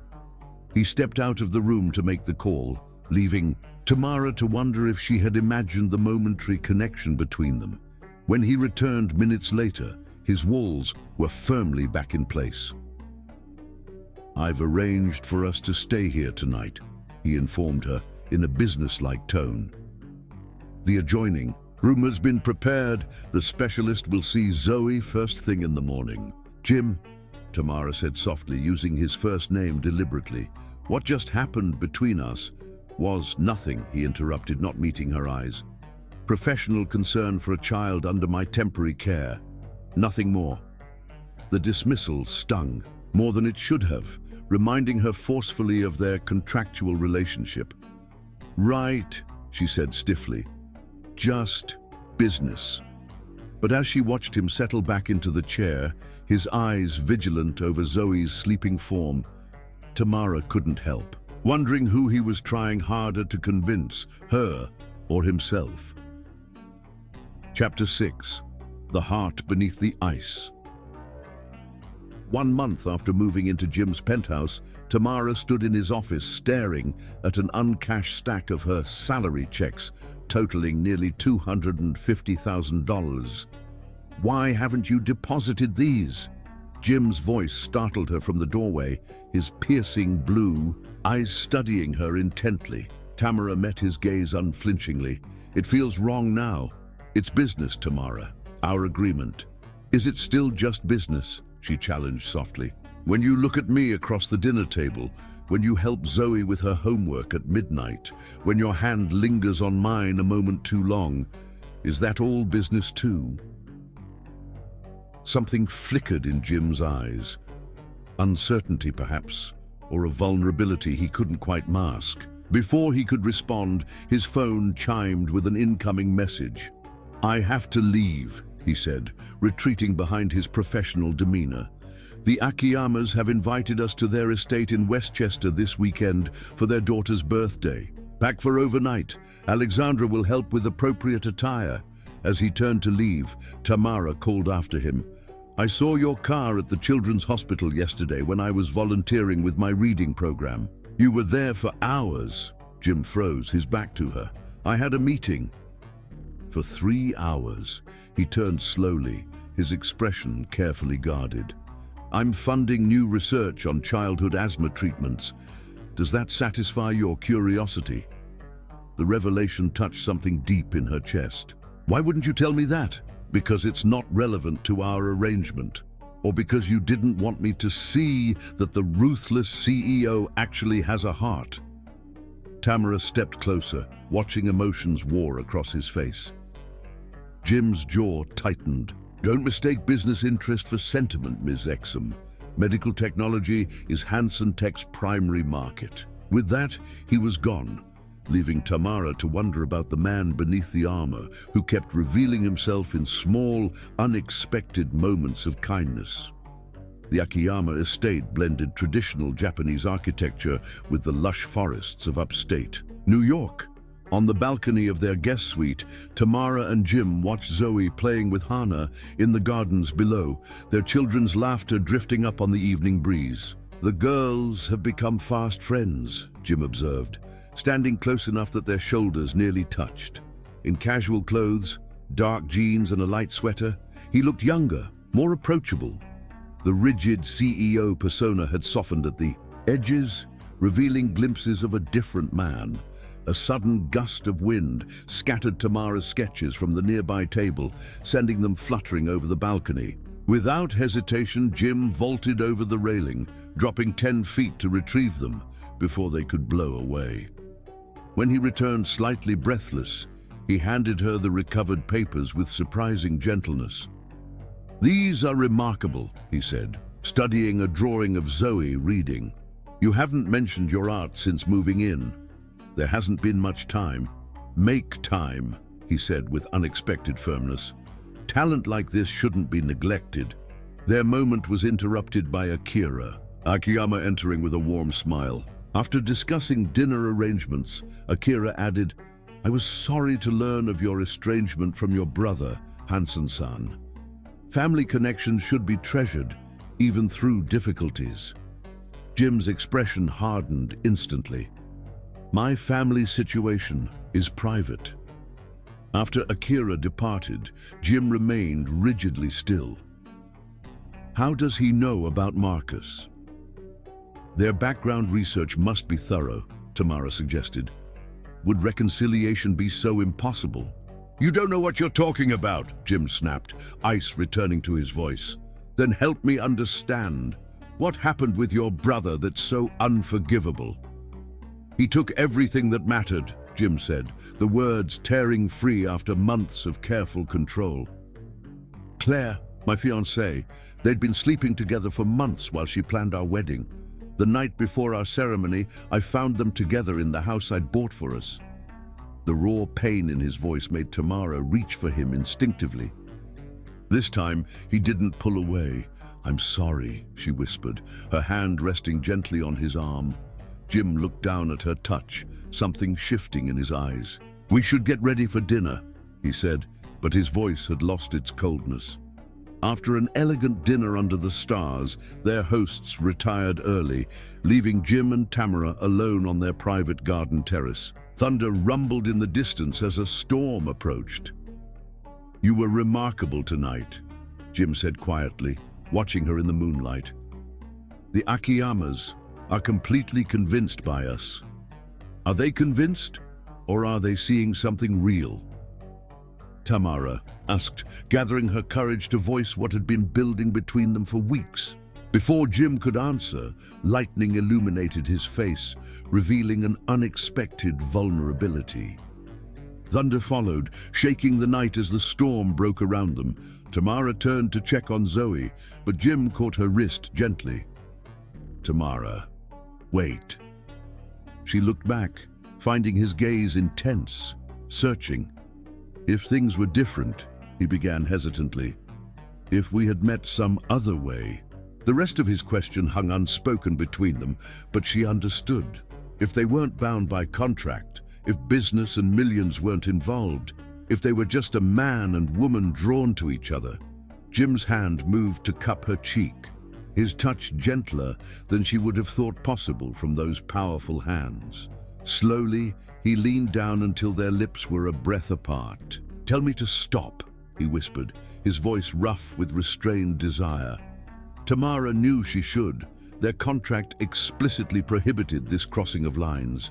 Yet in that moment, with rain drumming against the roof and lightning painting shadows across his face, she couldn't find the words. Instead, she closed the final distance between them, her lips meeting his in a kiss that started tentatively but quickly deepened as years of his careful control crumbled beneath the simple truth of their connection. His arms enveloped her, strong yet reverent, as though she were precious and unexpected in his ordered world. When Jim's hands began to wander lower, heat following in their wake, reality crashed back. Tamara pulled away, breathless and confused. "Not like this," she whispered, her third rejection even more difficult than the previous ones. "Not until it's real." "What do you mean?" Confusion clouded his desire-darkened eyes. "This, whatever is happening between us, I won't let it be part of our transaction. If we cross that line, it needs to be because we both want to, not because it's convenient for our charade." He stepped back, his walls visibly reconstructing. "Of course, I apologize for the confusion." "Jim, that's not what I—" "No need to explain." He cut her off, his voice cooling rapidly. "You're right to maintain professional boundaries." As she turned to leave, his voice stopped her one final time. "Tamara." When she looked back, vulnerability had returned to his eyes. For what it's worth, that was real, at least for me. The admission hung in the air between them, fragile and profound. Tears threatened as she whispered, "Then prove it. Not with kisses or contracts. Prove it by letting someone see the real you, scars and all." She slipped into Zoe's room, finding her niece awake and frightened by the storm. As Tamara held the child close, Zoe asked sleepily, "Is Jim scared of storms too?" Tamara stroked her hair, thinking of the complex man on the other side of the door. "I think he's scared of things much bigger than storms." Chapter 7. Poison and Antidote. The final Akiyama merger negotiations were arranged for an intimate dinner at Haneda, Manhattan's most exclusive Japanese restaurant. Jim stood before his mirror, adjusting his tie with practiced precision, reviewing mental notes on the evening's critical objectives. Tonight was crucial. After 3 months of careful courtship, the Akiyamas were finally ready to sign preliminary agreements for their $5 billion partnership. Everything was proceeding exactly as planned, except for one significant variable: his growing feelings for Tamara. Since their kiss 2 weeks ago, something fundamental had shifted between them. In public, their performance remained flawless, but in private, a new awareness charged the air whenever they occupied the same space. Jim found himself noticing details he'd previously ignored: the scent of jasmine that lingered after she left a room, the musical quality of her laughter when Zoe said something clever, the way her eyes softened when she thought no one was watching. Most disturbing were the unfamiliar emotions these observations evoked. For the first time in his precisely ordered existence, the company wasn't his sole focus. The realization was both exhilarating and terrifying. A soft knock interrupted his thoughts. Tamara appeared in the doorway, wearing a deep burgundy dress that took his breath away. Her hair was swept up, exposing her elegant neck adorned with only the pearl earrings he'd given her last week, a gift he'd justified as maintaining their cover story, though both knew it was something more. "Zoe wanted to wish you luck," she said. "She's in the living room with Shannon." In the living room, Zoe looked up from her book, face brightening. "You look handsome," she declared with childish honesty. "Like a prince in my storybooks." Jim crouched. To her level, a gesture that would have seemed impossible 3 months ago. "Thank you, Miss Zoe. What are you and Shannon planning tonight? Making a volcano for science class, then watching movies about horses." "Sounds messy," Jim observed, approval rather than criticism in his tone. "The best science is messy," Zoe replied seriously, echoing words he'd once spoken. The realization that she remembered that his casual comment had registered as something worth repeating created an unfamiliar tightness in his chest. In the elevator descending to the garage, Tamara studied him thoughtfully. "What?" he asked, discomforted by her scrutiny. "She adores you," Tamara said simply. "You know that, right?" Jim adjusted his cufflinks, avoiding her gaze. "She's a child. Children are naturally trusting. Not Zoe, not after everything she's been through." Tamara touched his arm lightly. "She sees something in you worth trusting, Jim. Something genuine." Haneda restaurant occupied the top floor of a midtown skyscraper, offering panoramic views enhanced by traditional Japanese design. As they were escorted to the private dining room, a familiar voice sliced through the ambient conversation. "Jim, is that really you?" Jim froze mid-step. Claire Bennett, now Claire Hansen after marrying his brother, approached with confident strides, her designer dress showcasing the polished beauty that had once captivated him. "Claire," Jim acknowledged stiffly, "I wasn't aware you were in New York." "Marcus had business," she replied, her gaze sliding to Tamara with calculated assessment. "Won't you introduce me to your friend?" Jim's jaw tightened visibly. "Tamara Exum, my partner. Tamara, this is Claire, my brother's wife." Claire's handshake was dismissive. "Partner? How interesting. Jim never struck me as the committed type during our time together." Akiyama's associate approached, offering temporary rescue. "Hansen-san, the Akiyamas are waiting in the private room." Claire smiled with feline satisfaction. "Don't let me keep you, though perhaps I'll join you later. I'd love to hear more about this partnership of yours." As she sauntered away, Tamara squeezed Jim's arm. "She's trying to provoke you," she murmured. "Don't let her." The first hour of dinner progressed smoothly, despite Jim's tension. The Akiyamas were warm and engaging, clearly impressed by the rapport that had developed between their hosts. "You have changed, Hansen-san," Akira observed. "There is a balance to you now that was missing when we first met." Jim inclined his head politely. "Business success requires continuous evolution." "Not business," Midori corrected with a gentle smile. "The heart. Your spirit has softened since finding your partner." Before Jim could respond, the door slid open to reveal Claire carrying champagne.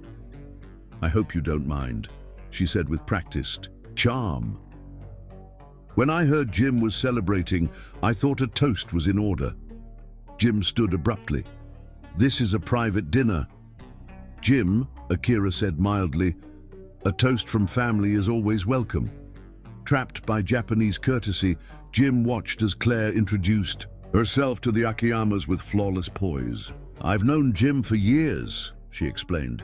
"In fact, we were engaged before I fell in love with his brother Marcus." Midori's eyebrows rose slightly, her gaze shifting between Claire and Jim with new interest. "Ancient history," Jim said dismissively, his knuckles white around his glass. "Not so ancient," Claire countered. "And family is never history, is it? Especially in Japanese culture. Which is why I'm pleased Jim has finally found someone," she continued smoothly. "How exactly did you meet? Jim's always been so private." The trap was obvious. Claire suspected their relationship wasn't genuine. Tamara met Jim's eyes briefly, silently communicating her understanding. "We met during a thunderstorm," she said. "Truthfully, Jim's car broke down in my neighborhood. I offered shelter." "When did this shelter turn into a relationship?" Claire pressed. "No one knew of your partnership until precisely when the Akiyama negotiations began, almost as if it were arranged for the occasion." The implication hung in the air.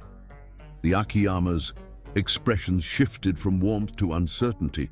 "Claire, you've outstayed your welcome," Jim said icily.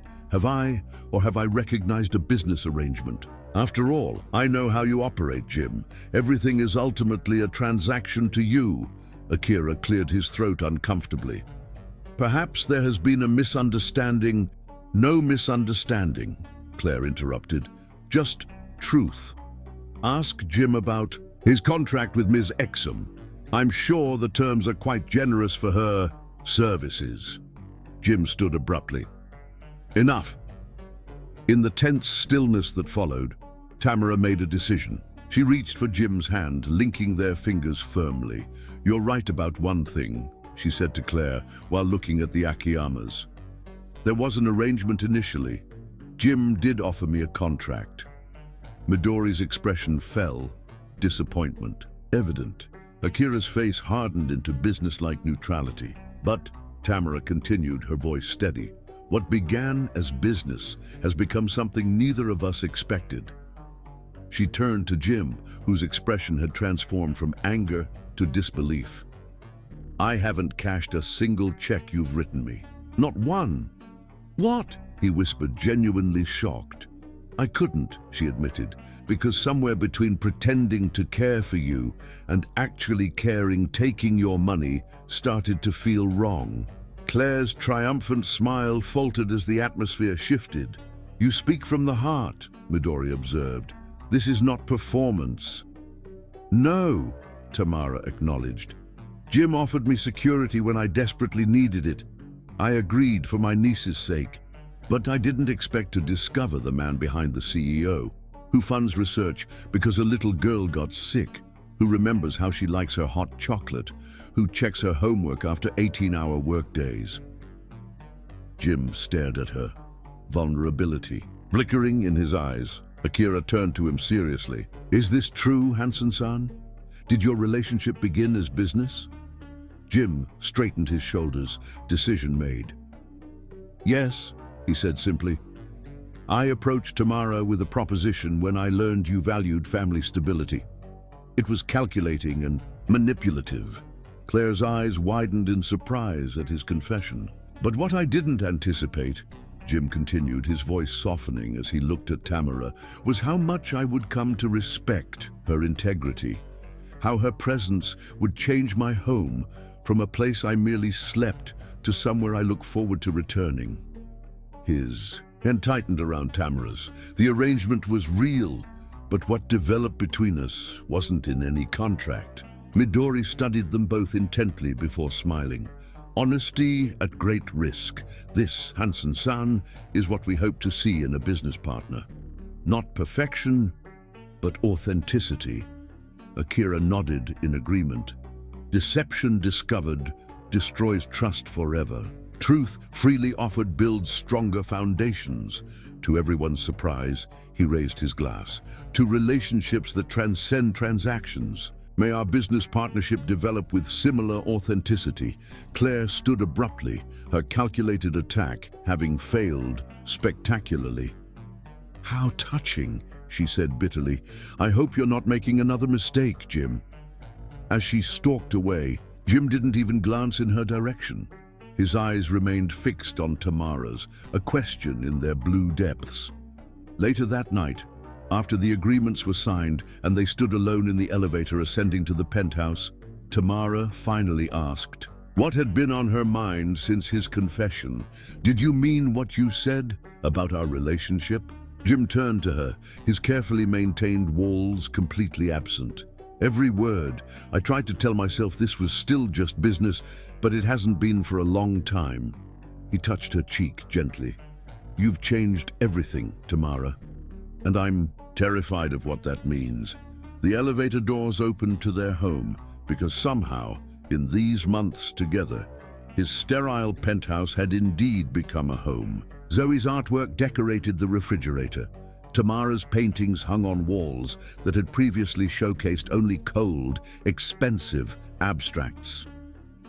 "What are you afraid of?" Tamara asked softly. Jim's answer was barely audible. "Losing you, both of you. When the contract ends." Instead of responding with words, Tamara reached up and drew his lips to hers, sealing her silent promise with a kiss that held no rejection this time. Only the beginning of something neither had anticipated when they'd signed. Their arrangement. Chapter 8. The Pursuit. "These need to be delivered to Children's Memorial by this afternoon," Jim told his assistant, handing over a large envelope. "Make sure Dr. Patel receives them personally." 2 weeks had passed since the night at Haneda. Restaurant. 2 weeks since Jim and Tamara had acknowledged that their arrangement had evolved into something genuine. The merger negotiations were proceeding smoothly, but Jim found himself increasingly distracted by thoughts that had nothing to do with business. His phone buzzed with a message from Tamara. Art therapy class went wonderfully. The children loved. Your donation, dinner at 7. Jim found himself smiling, another frequent occurrence these days, when his assistant interrupted. Sir, there's someone here to see you. He doesn't have an appointment, but he's insistent. Who is it? Your brother. Sir, Marcus Hansen. Jim's smile vanished instantly. Send him away. Jim. Marcus's voice came from the doorway, deep and familiar. 5 minutes, that's all I'm asking. Jim looked up to find his brother standing there, the family resemblance unmistakable despite Marcus's slightly less formal appearance. You have 2? Jim replied icily. When they were alone, Marcus approached cautiously. Claire told me she saw you at Haneda with someone. And I wanted to see if it was true, if you finally moved on. Jim's jaw tightened. My personal life is none of your concern. Maybe not, Marcus agreed, but your company is. Hansen Tech was our father's legacy to both of us. I never wanted to be pushed out. You made your choice when you slept with my fiancée. Marcus flinched visibly. I know what I did was unforgivable, but I'm here because of rumors that Kingston Investment is preparing a hostile takeover bid for Hansen Tech. They're targeting the period right after the Akiyama merger, when you'll be cash poor before the integration benefits kick in. Jim's eyes narrowed. Kingston was their most aggressive competitor. How do you know this? I still have connections in the industry, Marcus replied. And despite everything, you're still my brother. Brothers don't betray each other. No, Marcus admitted, they don't. I was weak and selfish, and I've paid for it every day since. He pulled an envelope from his jacket. Claire and I are divorcing. She's been unfaithful multiple times. A cruel satisfaction flickered through Jim before being replaced by something unexpectedly like pity. I'm offering my shares to help block the takeover, Marcus continued, laying the certificates on Jim's desk. No conditions. As Marcus turned to leave, the office door opened to reveal Tamara holding Zoe's hand. Sorry to interrupt, she started, then froze at the sight of Marcus. The family resemblance was unmistakable. Tamara's eyes moved between the brothers, understanding dawning in her expression. You must be Marcus, she said, her voice neutral. Marcus nodded, clearly surprised by her presence in Jim's office. And you're Tamara. Claire mentioned you. His gaze shifted to Zoe. And who might this be? I'm Zoe, the child announced. Jim is teaching me chess. Something like wistful recognition crossed Marcus's face. He taught me too when we were kids. He glanced back at Jim. You were always a patient teacher. The compliment hung awkwardly in the air between them. We should go, Tamara said, sensing the tension. We just stopped by to see if you wanted to join us for lunch. Marcus backed toward the door. I was just leaving. She's good for you, Jim. I can see it already. After Marcus departed, Jim slumped into his chair, the emotional impact of the confrontation hitting him all at once. Are you okay?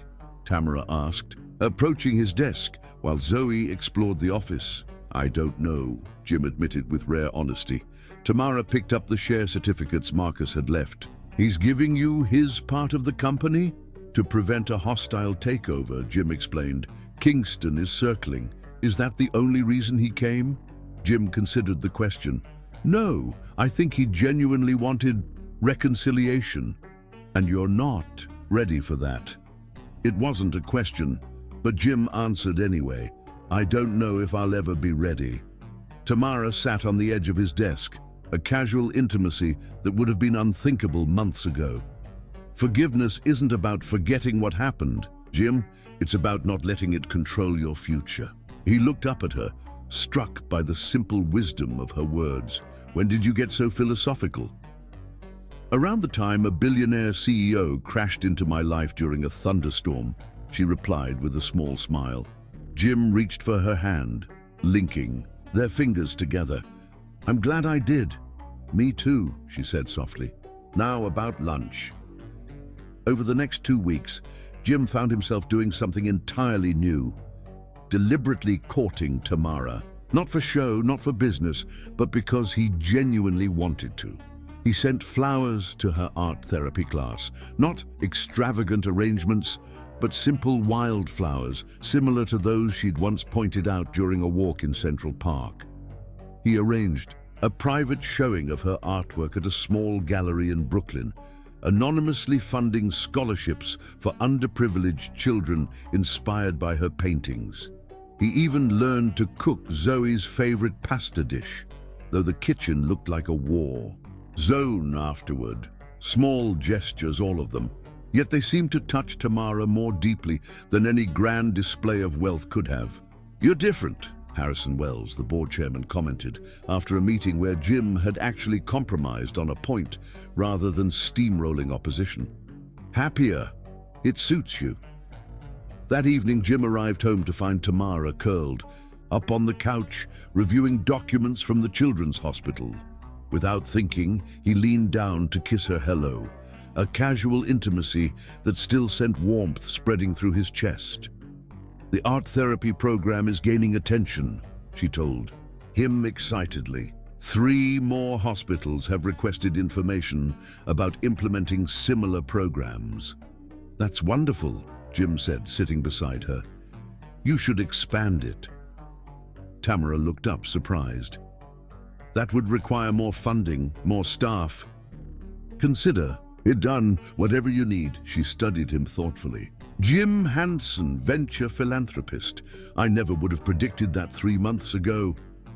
I never would have predicted any of this 3 months ago. Later that night, after Zoe was asleep, they found themselves alone on the penthouse balcony. The city lights sparkled below them, a carpet of stars above.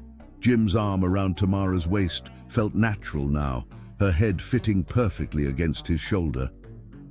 I never answered your question, he said softly. About what happens when the contract ends. Tamara looked up at him. We still have months before that's an issue. No, Jim said, turning to face her fully. I don't want to wait. I don't want there to be a contract between us anymore, Tamara. I want you and Zoe here because you choose to be, not because of any arrangement. Tamara's eyes widened. Are you saying, I'm falling in love with you, Jim admitted, the words both terrifying and liberating. Not because it's convenient or good for business, but because you've shown me a life I never knew I wanted. As their kiss deepened, Jim felt desire building stronger than ever before. His hands slid down her back, caressing the curve of her waist as he whispered against her lips, Tamara, I want you, not as part of any contract, just you. For a moment, she melted against him, her body responding with equal hunger. Then, to his surprise, she pulled back gently. Jim, she whispered, her fourth rejection somehow even more powerful than the previous ones. Ask me again when you can say the words your heart is holding back. He frowned, confusion replacing desire. I just told you I'm falling in love with you. Falling, she repeated softly. Still safe, still controlled. Understanding dawned slowly. She wasn't rejecting him, she was asking for complete vulnerability, the final surrender of the walls he'd built around his heart. I'm trying, he whispered honestly. I know, she replied, kissing him softly, and that's why I can wait, because what we're building deserves a foundation that's unshakable. As she slipped inside, leaving him alone with his thoughts, Jim realized that for the first time in his life, he was pursuing something he couldn't acquire through money, power, or strategic negotiation. He was pursuing love, real, vulnerable, terrifying love, and the journey was changing him in ways no business deal ever could. Chapter 9. Loss and Revelation. The phone call came at 3:17 a.m., shattering the peaceful quiet of the penthouse. Jim reached for it groggily, instantly alert when he heard the panic in Tamara's voice. "Jim, it's Zoe. She can't breathe." He bolted from bed, rushing to the guest wing where Tamara was cradling a gasping Zoe. The child's lips had taken on the terrifying bluish tinge that signaled severe oxygen deprivation. Fear clutched at his heart, a sensation he'd never experienced in business, no matter how high the stakes. "Ambulance is on the way," Tamara managed, tears streaming down her face. "Her rescue inhaler isn't working." Jim knelt beside them, forcing his voice to remain calm. "Zoe, look at me. Focus on my voice. Slow, steady breaths." The little girl's terrified eyes locked onto his as she struggled for air. Jim had never felt so helpless, not even during the darkest days after his father's death or Claire's betrayal. The paramedics arrived minutes later, working with practiced efficiency. Each intervention helped marginally, but Zoe's condition remained critical.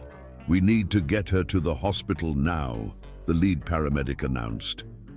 In the emergency room, time warped strangely, stretching endlessly as they waited for updates, then compressing into terrifying moments of medical jargon and urgent decisions. The specialist called in for consultation finally approached them in the private waiting room.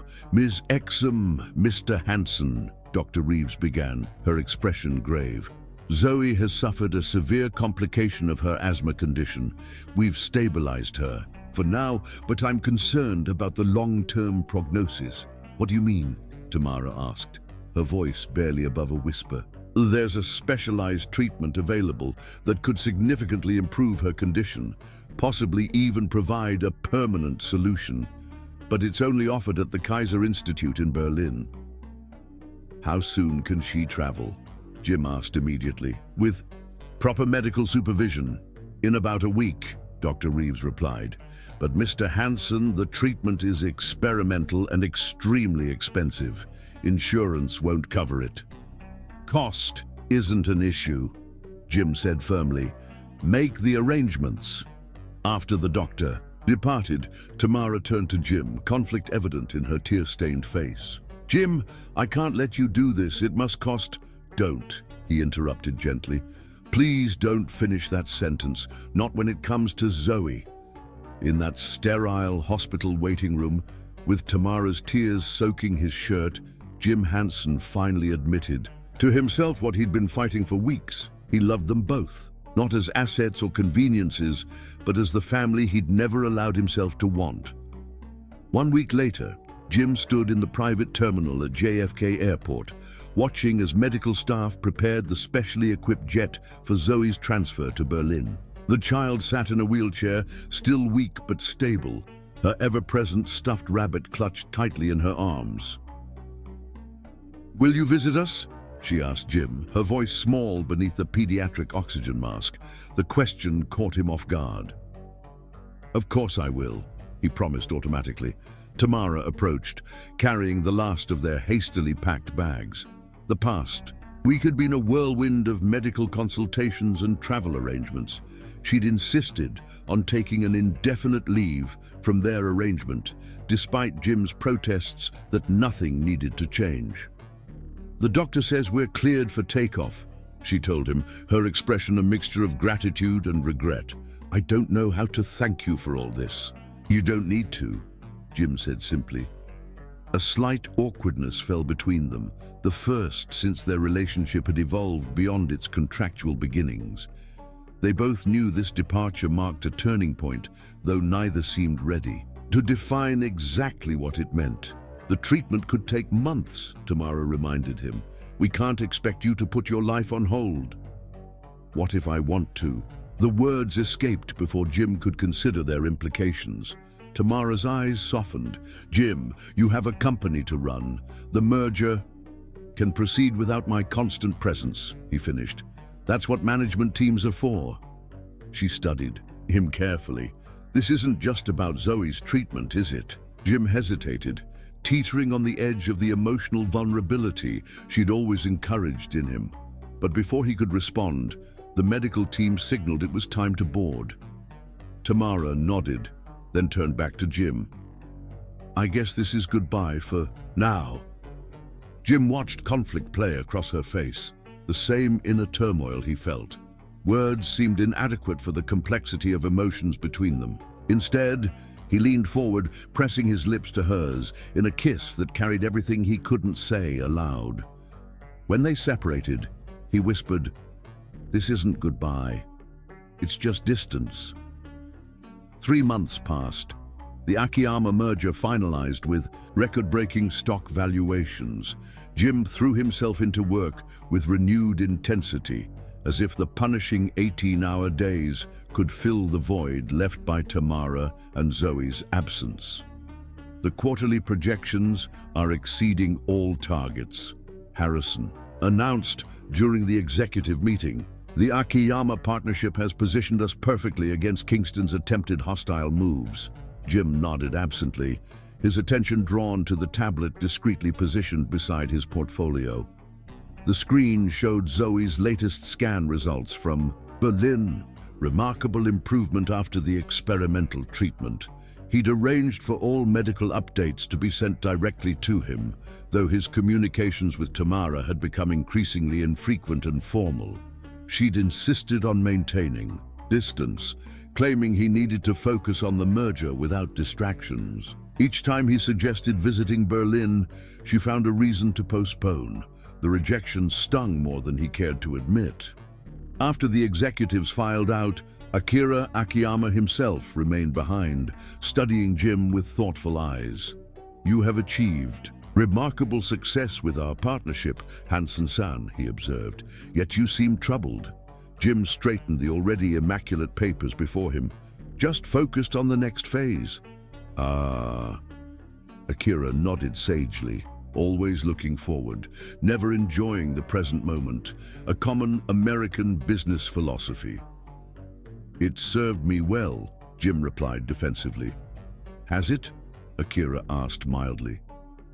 "You have built an empire of glass and steel, accumulated wealth beyond measure, yet happiness eludes you." Jim looked up sharply. "I'm perfectly satisfied with my life." "Are you?" Akira's gentle question carried no judgment. "Midori and I were disappointed to hear Tamara-san and little Zoe had left for Berlin. We had hoped to include them in our family celebration next month. It was a medical necessity," Jim explained stiffly. "Zoe needed specialized treatment." Akira studied him carefully.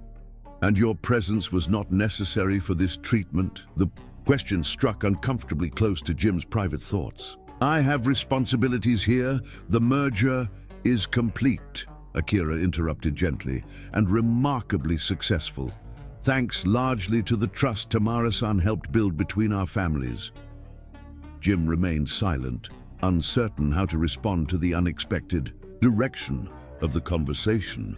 "In Japan," Akira continued, "we have a concept called ikigai, the reason for being. It lies at the intersection of what you love, what you are good at, what the world needs, and what you can be paid for." He smiled kindly.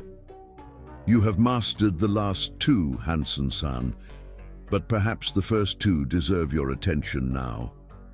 After Akira departed, Jim stood at his office window, gazing out at the Manhattan skyline that had once represented everything he valued. Now the gleaming towers seemed empty compared to the memory of Zoe's laughter echoing through his penthouse, or Tamara's paintings bringing warmth to spaces he'd never realized were cold.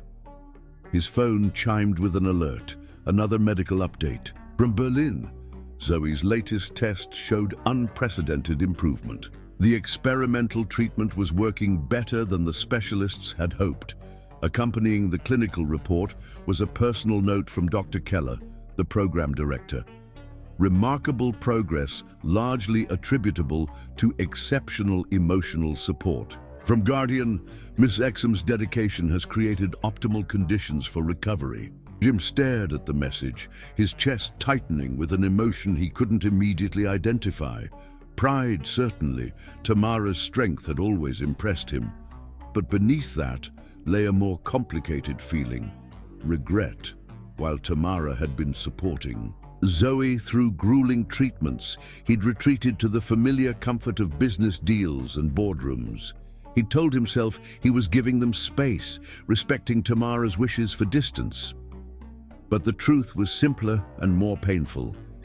He'd been afraid of the vulnerability that came with loving someone whose life hung in such a delicate balance. Afraid of being needed in ways stock portfolios and corporate acquisitions had never needed him. Afraid, most of all, of finally admitting what he'd known since that night on the balcony, that he loved Tamara and Zoe completely, without reservation or condition. In the grand ballroom of the Waldorf Astoria, hundreds gathered to celebrate the Hansen-Akiyama merger. Champagne flowed freely as financial analysts projected record-breaking profits for the coming year. Jim moved through the crowd on autopilot, shaking hands and accepting congratulations with practiced charm. When he took the podium, the room fell silent in anticipation. "Ladies and gentlemen," he began, following the prepared script. "Today marks the successful culmination of the largest tech merger in history. Hansen-Akiyama Technologies represents not just a business partnership, but a new paradigm in global innovation." The words felt empty as he spoke them. Jim paused, looking out at the sea of expectant faces. In the front row, Midori Akiyama watched him with knowing eyes, her husband beside her nodding encouragement. "But success," he continued, deviating from his notes, "is meaningless without purpose. For years, I measured achievement in acquisitions and market share. I believed vulnerability was weakness and control was strength." A murmur of surprise rippled through the audience. This was not the calculating CEO they had come to expect. "I was wrong," Jim said simply. The most valuable lesson of this partnership came not from business strategy, but from understanding that true connection, whether between companies or people, requires genuine vulnerability. The willingness to risk being hurt in order to create something meaningful. His gaze found Akira, who nodded with quiet approval. "So while I'm proud of what we've built professionally, I find myself re-evaluating what truly constitutes success." Jim straightened his shoulders, making a decision that would change everything. "And if you'll excuse me, I believe I have a plane to catch." Without further explanation, Jim stepped away from the podium, leaving the stunned audience behind as he walked directly to the exit. For the first time in his career, Jim Hansen was walking away from a business triumph to pursue something far more valuable and far more terrifying than any merger. He was pursuing love, whatever the cost. Chapter 10. Worth More Than Worlds. Berlin in autumn was a city of golden light and crisp air. Jim stood outside the Kaiser Institute, heart pounding as he stared up at the imposing medical facility. After walking out of his own merger celebration, 3 days ago, he'd flown directly to Germany without notifying Tamara. Now, uncertainty gripped him as he wondered if he'd made a terrible mistake. What if she didn't want him here? What if the distance of the past months had been her way of moving on? A familiar laugh caught his attention. Turning toward the Institute's garden, he saw Zoe sitting on a bench, her color remarkably improved as she fed birds with an elderly patient. The sight of her, healthy, smiling, vibrant, made his throat tighten with emotion. Jim approached slowly, not wanting to startle her. "Excuse me, Miss Zoe, is this seat taken?" The little girl looked up, her eyes widening in disbelief before she launched herself into his arms with a squeal of delight. "Jim, you came! You really came!" He caught her easily, surprised by how natural it felt to hold her close, how deeply he'd missed her exuberant affection. "I promised I would, didn't I? Auntie Tam said you were too busy with your big business deal," Zoe informed him, pulling back to study his face. "But I told her you'd come anyway because you love us." The simple certainty in her voice humbled him. "You're very wise for someone who still believes in unicorns," he said, attempting to mask how deeply her words affected him. Zoe grinned. "Unicorns might be real. The doctors fixed my lungs when everyone said they couldn't." "Speaking of which, you look amazing," Jim said, noticing how she breathed easily without any supplemental oxygen. "Dr. Keller says I'm his star patient," she declared proudly. "I can even run now. Want to see?" Before Jim could respond, a familiar voice called from across the garden. "Zoe, it's time for your..." Tamara stopped abruptly when she saw Jim, her expression freezing in shock. She looked different, more confident somehow, her hair longer, her simple sundress a stark contrast to the designer clothes she'd worn in New York, beautiful in a way that made his carefully prepared speech dissolve into incoherence. "Jim," she whispered, as if not quite believing her eyes. He stood, suddenly, awkward despite rehearsing this moment for the entire flight. "Hello, Tamara. What are you doing here?" The question held no anger, only genuine confusion. "I walked out of the merger celebration," he said simply. "Left everyone staring. Harrison, the board, the press. I realized I was in the wrong place." Tamara's eyes widened. "But the merger is fine," he assured her. "The contracts are signed. The business will thrive." He stepped closer, gathering his courage. "But I wasn't fine. Not without you. Not without Zoe." Something in her expression softened, but she remained cautious. "Jim, we talked about this. Your life is in New York, running your company." "No," he said firmly. "My life is wherever you and Zoe are. The company is just buildings and contracts. It took me too long to understand the difference." Tamara's expression remained guarded, though her eyes betrayed a flicker of hope. "What exactly are you saying?" Jim took a deep breath. "I'm saying I was wrong. About everything that matters. I spent my life building walls to protect myself from pain, measuring success in acquisitions rather than connections." He glanced at Zoe, who watched them with unabashed interest. "And then you two crashed into my ordered world and showed me how empty it really was." "Jim, please, let me finish," he insisted gently. "I need to say this." He moved closer, close enough to see the flecks of amber in her eyes that had captivated him from the first night. "You asked me once to say the words my heart was holding back. I couldn't then. I can now." His voice lowered, intimate despite their public setting. "I love you, Tamara. Not falling in love completely, terrifyingly in love. And I love Zoe as if she were my own." Tears gathered in Tamara's eyes, but she made no move toward him. "What about Hanson Tech? Your life's work?" "I've stepped down. As CEO," he revealed, the decision still fresh enough to send a tremor through him. "Marcus is taking over day-to-day operations with the board's oversight." "You reconciled with your brother?" Disbelief colored her voice. Jim nodded, a weight visibly lifted from his shoulders. "Another lesson you taught me. Some wounds are worth healing, even when it seems impossible." He reached for her hand, relief washing through him when she didn't pull away.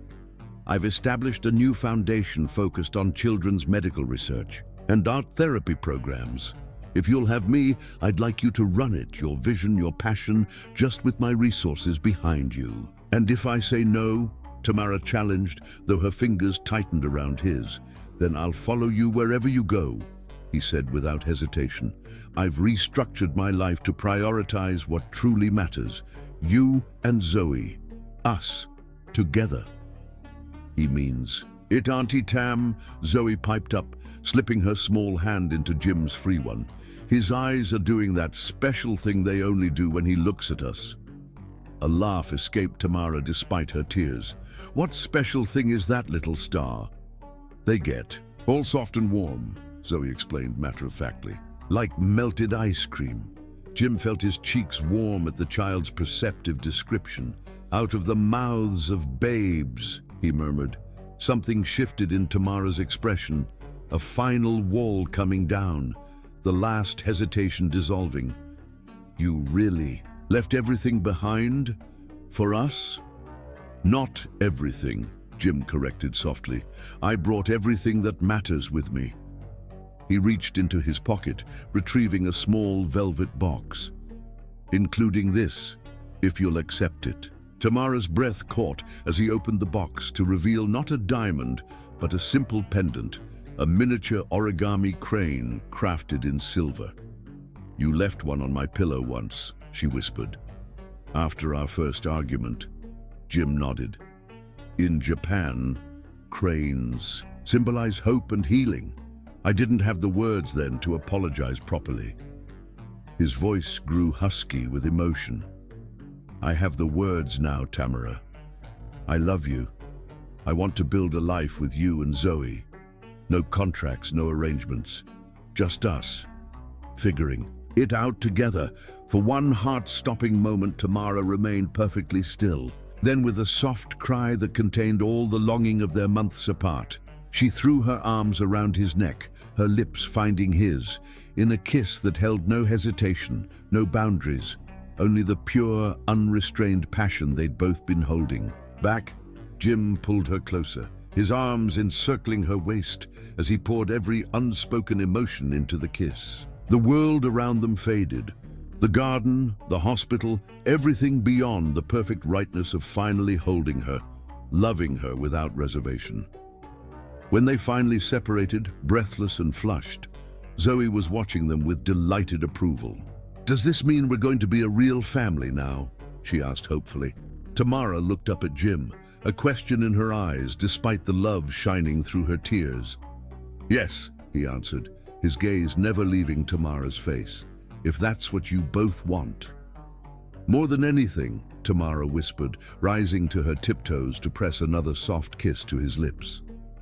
Then I have one more question, Jim said, his voice wavering slightly as he reached into his pocket again. This time, he withdrew a small, square box that made Tamara's eyes widen.